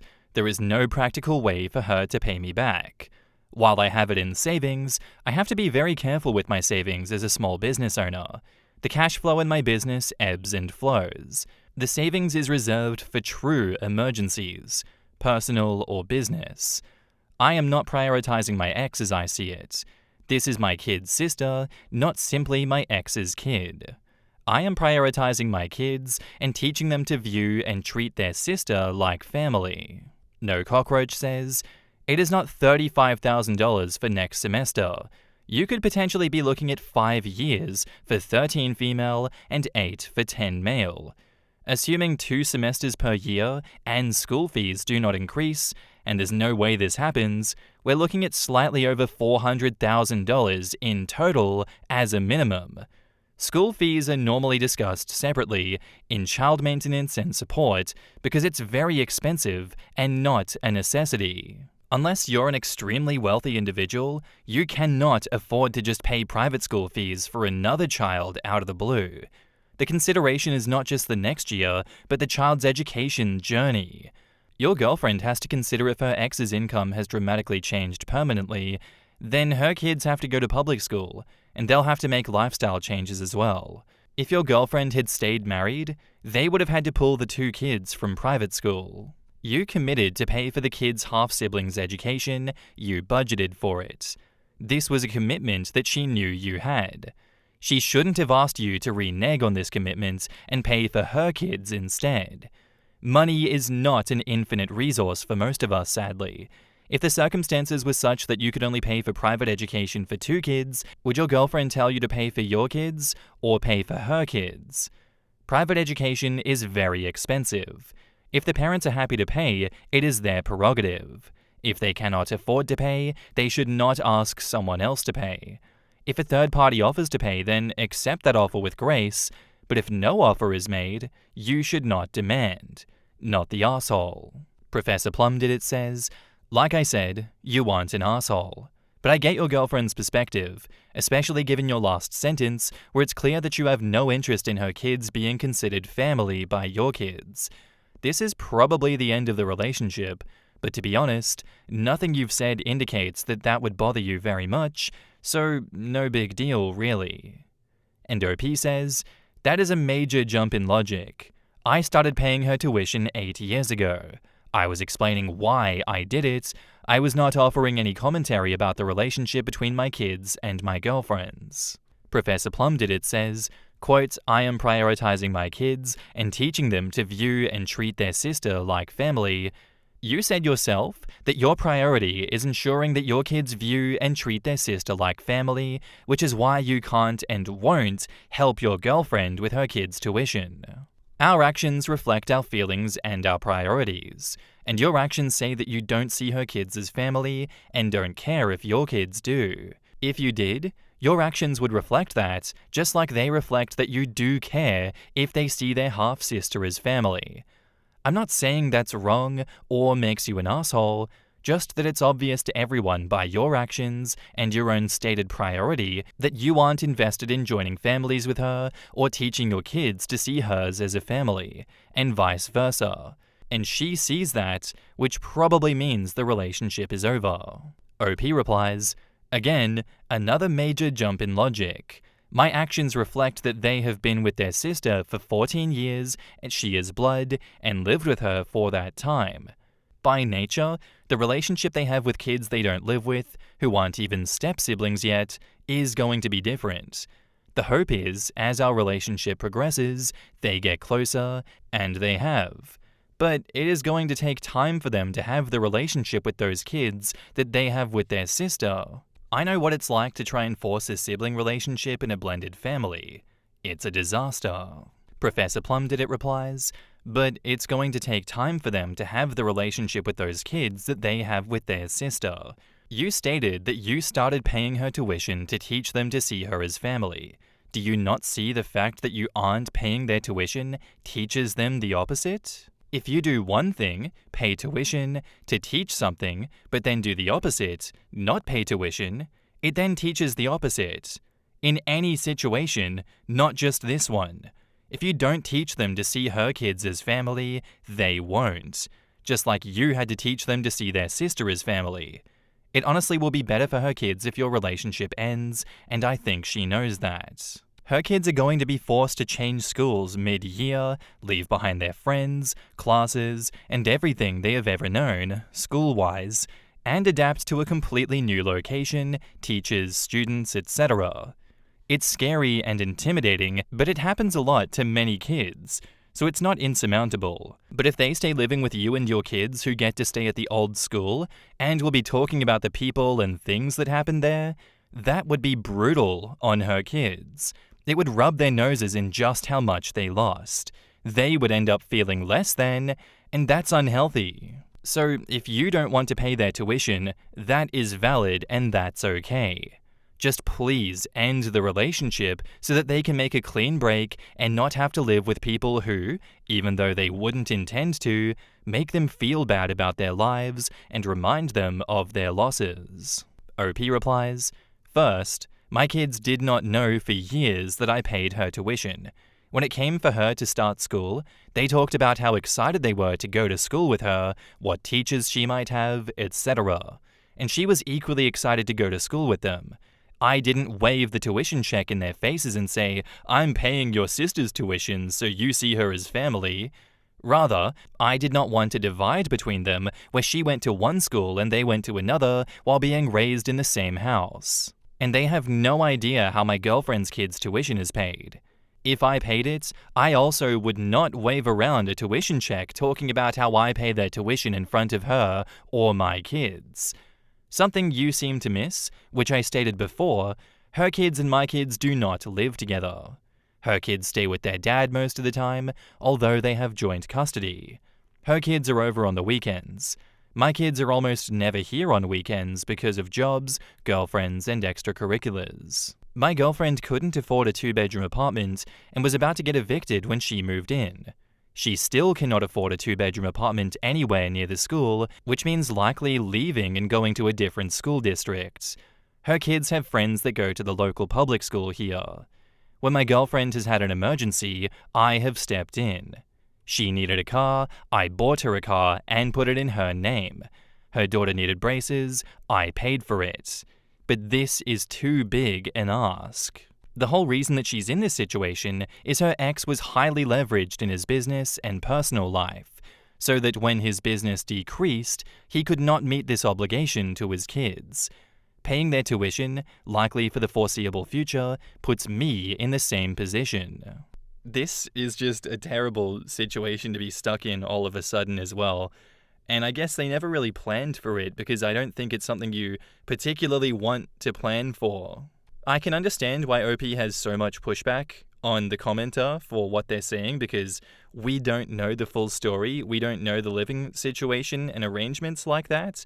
But regardless, even if those two come on the weekends, they are still going to be exposed to OP's kids who will talk about their school. Or even if they don't, that presence of they get the private school that I was taken out of will still be there. And I think that's a very much valid point that OP is trying to dismiss in their response. I don't think that breaking up is the solution in this one.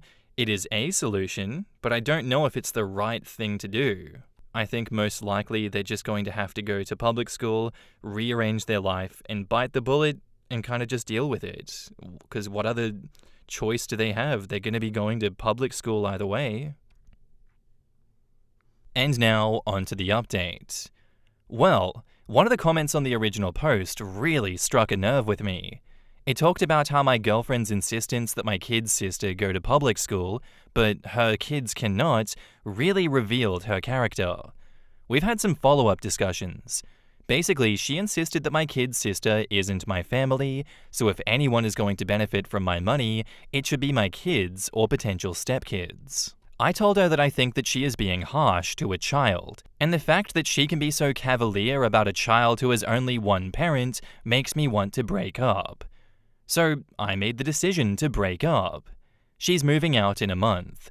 Likely her kids will have to go to public school in a different district because the few apartments in our district are way too expensive for her. She's pissed and asked me to reconsider multiple times. I think this is for the best. She asked if she could use my address so that they could go to the local public school next semester. My understanding is that that can potentially be considered fraud and land me in legal trouble. So I said no. She says not only am I forcing her kids to change schools mid-school year, they will have to go to a school where they don't know any kids. They at least are friends with kids in the local public schools. Oh, that's it. That's the post. Oh, yikes. Man. You hate to see it, but it makes sense. In the comments, Kozayakin says, $35K per semester is the heavily discounted rate? If that kid doesn't come out speaking 7 languages, playing 6 instruments at a professional level, a polo star, and solving Cold Fusion, then I'd want a refund. Right? The hell kind of private school is that? That's more than a lot of colleges. I worked briefly in a school with similar tuition. It was infants all the way to 12th grade, multiple different buildings for academics, arts, and athletics, with an indoor heated pool. There was also catered fresh-cooked meals every day, complete with hot meals, salad bar, and a very well-stocked deli sandwich bar, world-class teachers who could absolutely be tenured professors somewhere, and unbelievable amounts of tech available for student use. Yeah, so it's on OP to fund another 2 kids to go through a school like that.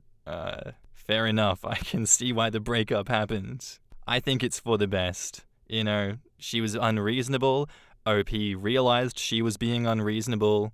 This is the natural outcome of trying to force someone who doesn't have to pay for your kids to go to a ridiculously expensive school. Oh my god.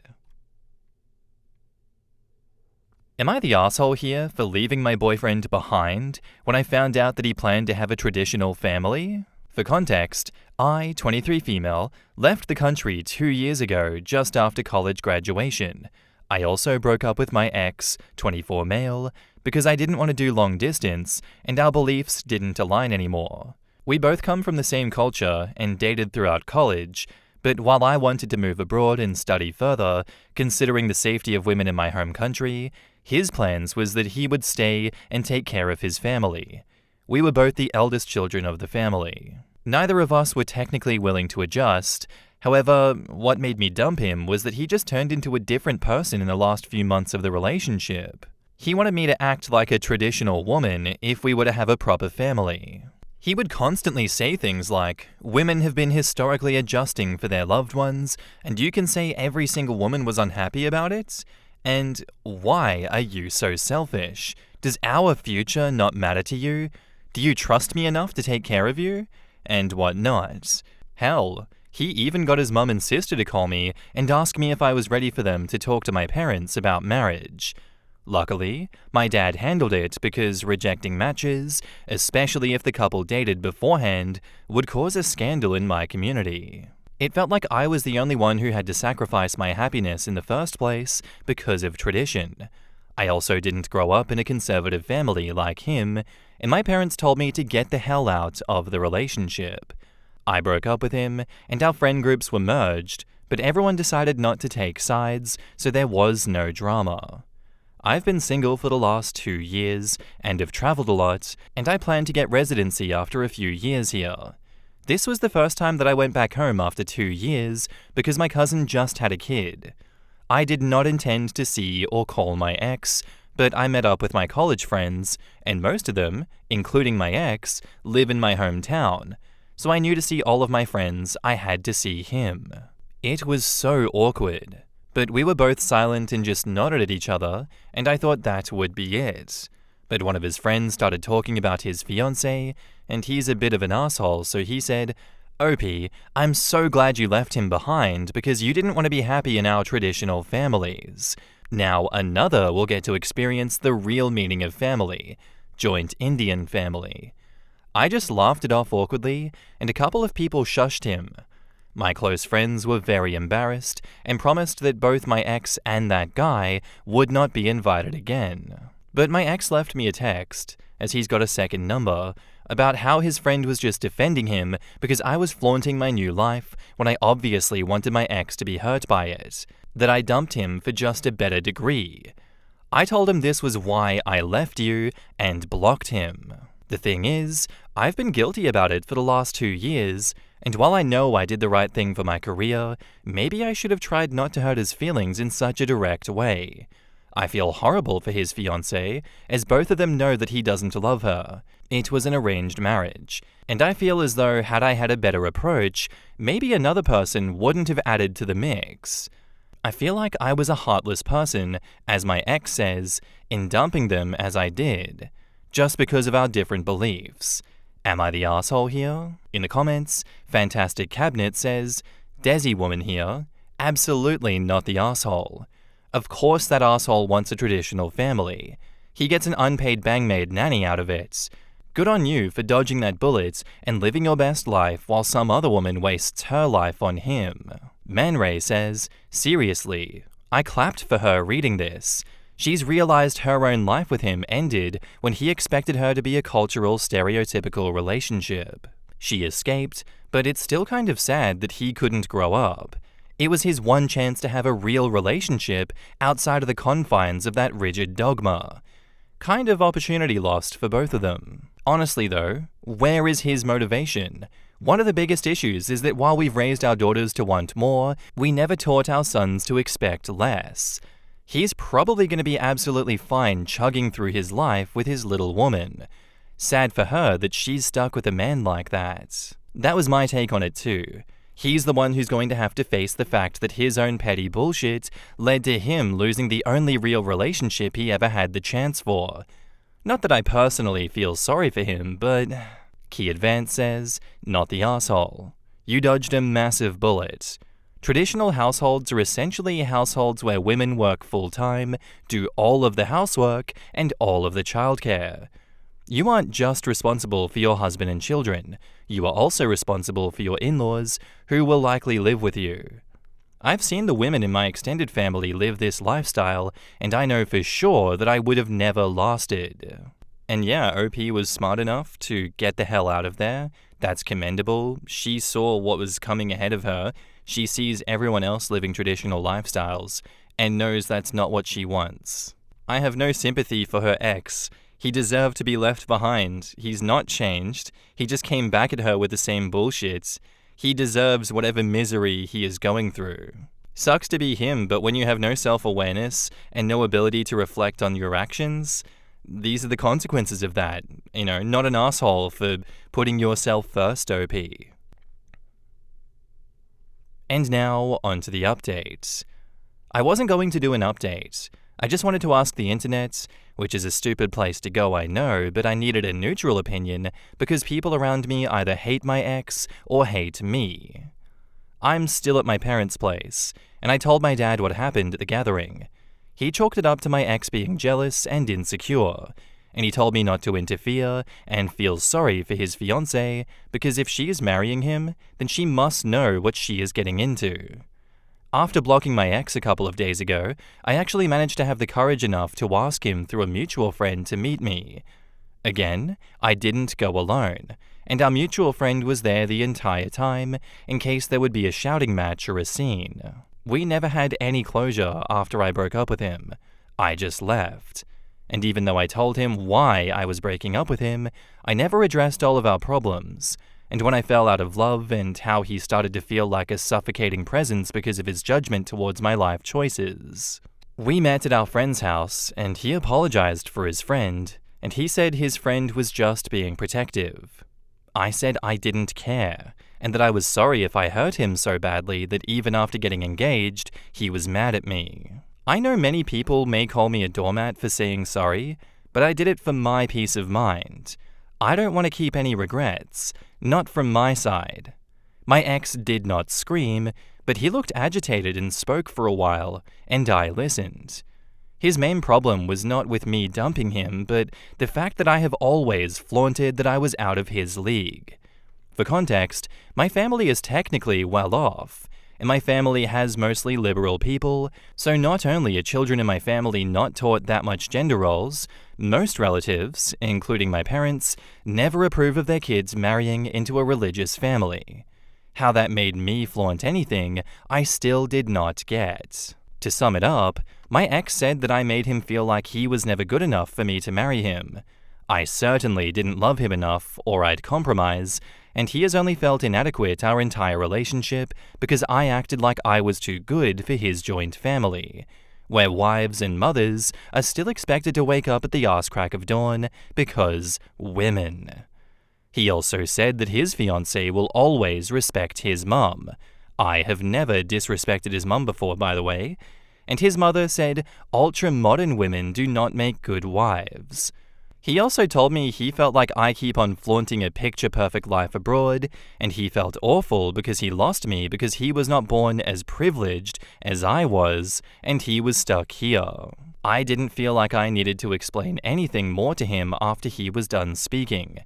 It was okay. Honestly, it's kind of relieving that he is a bit of a red pill idiot and that I hadn't caused any actual damage to a genuinely good person. The only part that stung was when he said that I had a picture-perfect life abroad, because I don't have that. It's a new country, a new culture, and a new language. And while the quality of life may be more, and I have my good days, that doesn't mean that I don't struggle. I miss my language, my home, and my parents a lot. Just because you post selfies of places doesn't mean life is all sunshine and roses, unlike what social media thinks. It was relieving ultimately. I don't think I even know what closure actually means, and technically I'm doing good in life, all things considered. I'll be okay. Mostly. Thank you guys. You were all very nice in the replies. In the comments, Vivid Farm says, "Sounds like he made himself inferior. He thought that you were out of his league, therefore you must also think that. Be glad you dodged that bullet." His mother thinks that women who are ultra-modern don't make good wives? Is that because they expect a man that can actually adult and not have to mother them as well as work full-time, raise kids, and have a spotless home? OP says, "His mum actually reminded me of the horrible mother-in-law from Marry My Husband K-drama sometimes. She used to be a nightmare because she treated his sisters like shit and kept on spewing sexist norms that even had nothing to do with our own religion." Square Minimum says, "Good. I wouldn't call you a doormat for wanting closure. He said his piece and confirmed that you made the right choice. You did the right thing. It's good that you got some closure, even if it wasn't exactly what you expected. He's clearly got some issues, and it's good that you're out of that relationship. You don't need to explain yourself to him, especially when he's blaming you for his own insecurities. It's okay to be relieved that you didn't waste more time on someone who is not right for you. You're doing great, and you'll be okay. Don't let him get to you." Closure is overrated. Closure is the fact that the relationship didn't work out. If you genuinely don't know why, then odds are it's just the other person's weirdness, and you shouldn't worry about it. In most cases, like this one though, you already have a pretty good idea, and rehashing it with the other person isn't going to bring enough clarity to be worth it. Yeah, and while I respect that OP did want to get the closure and went out of her way to get it, I think it was just a waste of time. Like, you already know why you broke up with this guy, and he's kind of abused you in that, right? And you've blocked him rightly. The story should end there. That you go out of your way to meet up with him and have him spout bullshit again. How is it not obvious that this was going to happen? I don't understand. He's a dickhead.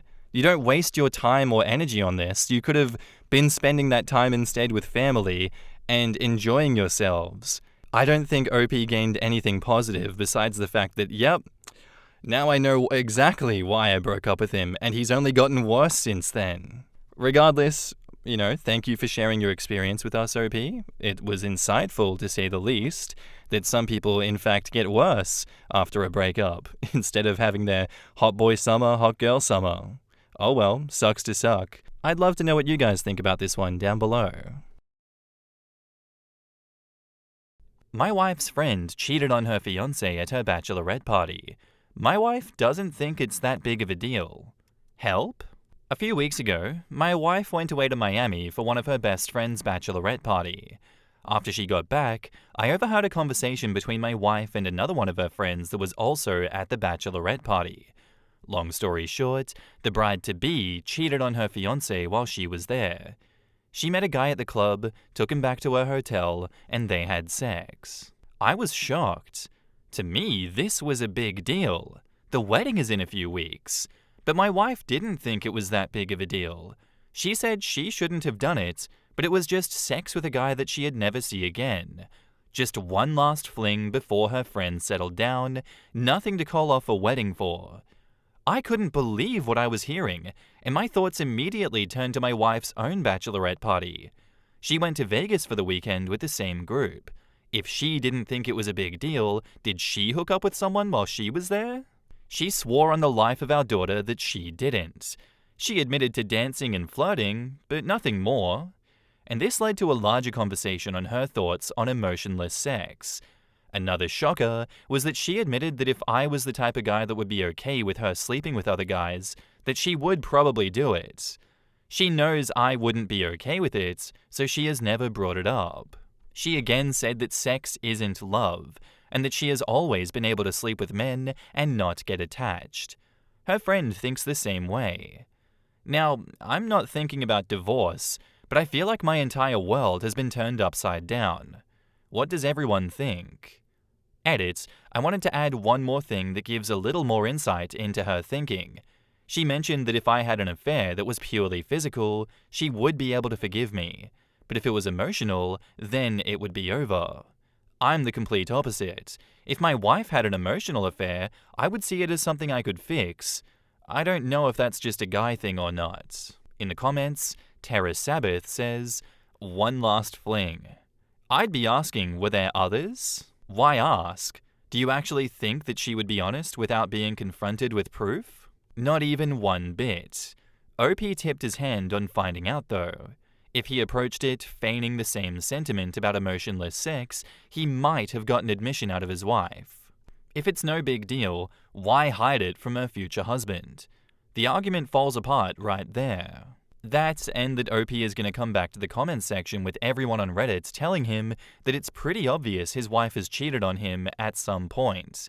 Gonna be a tough Thanksgiving for OP. Yeah, my friend banged a guy, but me? Oh, nah. I just danced and flirted. And by the way, I'd totally be up for banging random guys if you're cool with it. Just putting it out there. OP, please read this comment a few times. Yeah, that right there, that's grounds for people to divorce. And I know you guys are always like, stop trying to break people up, stop trying to say divorce. But again, if this mindset is not a problem, why does it have to be uncovered so far into the future? Why does there have to be a lie of omission about something like this? Is it something to be afraid of? Is it something to hide? And if so, why? Explain why.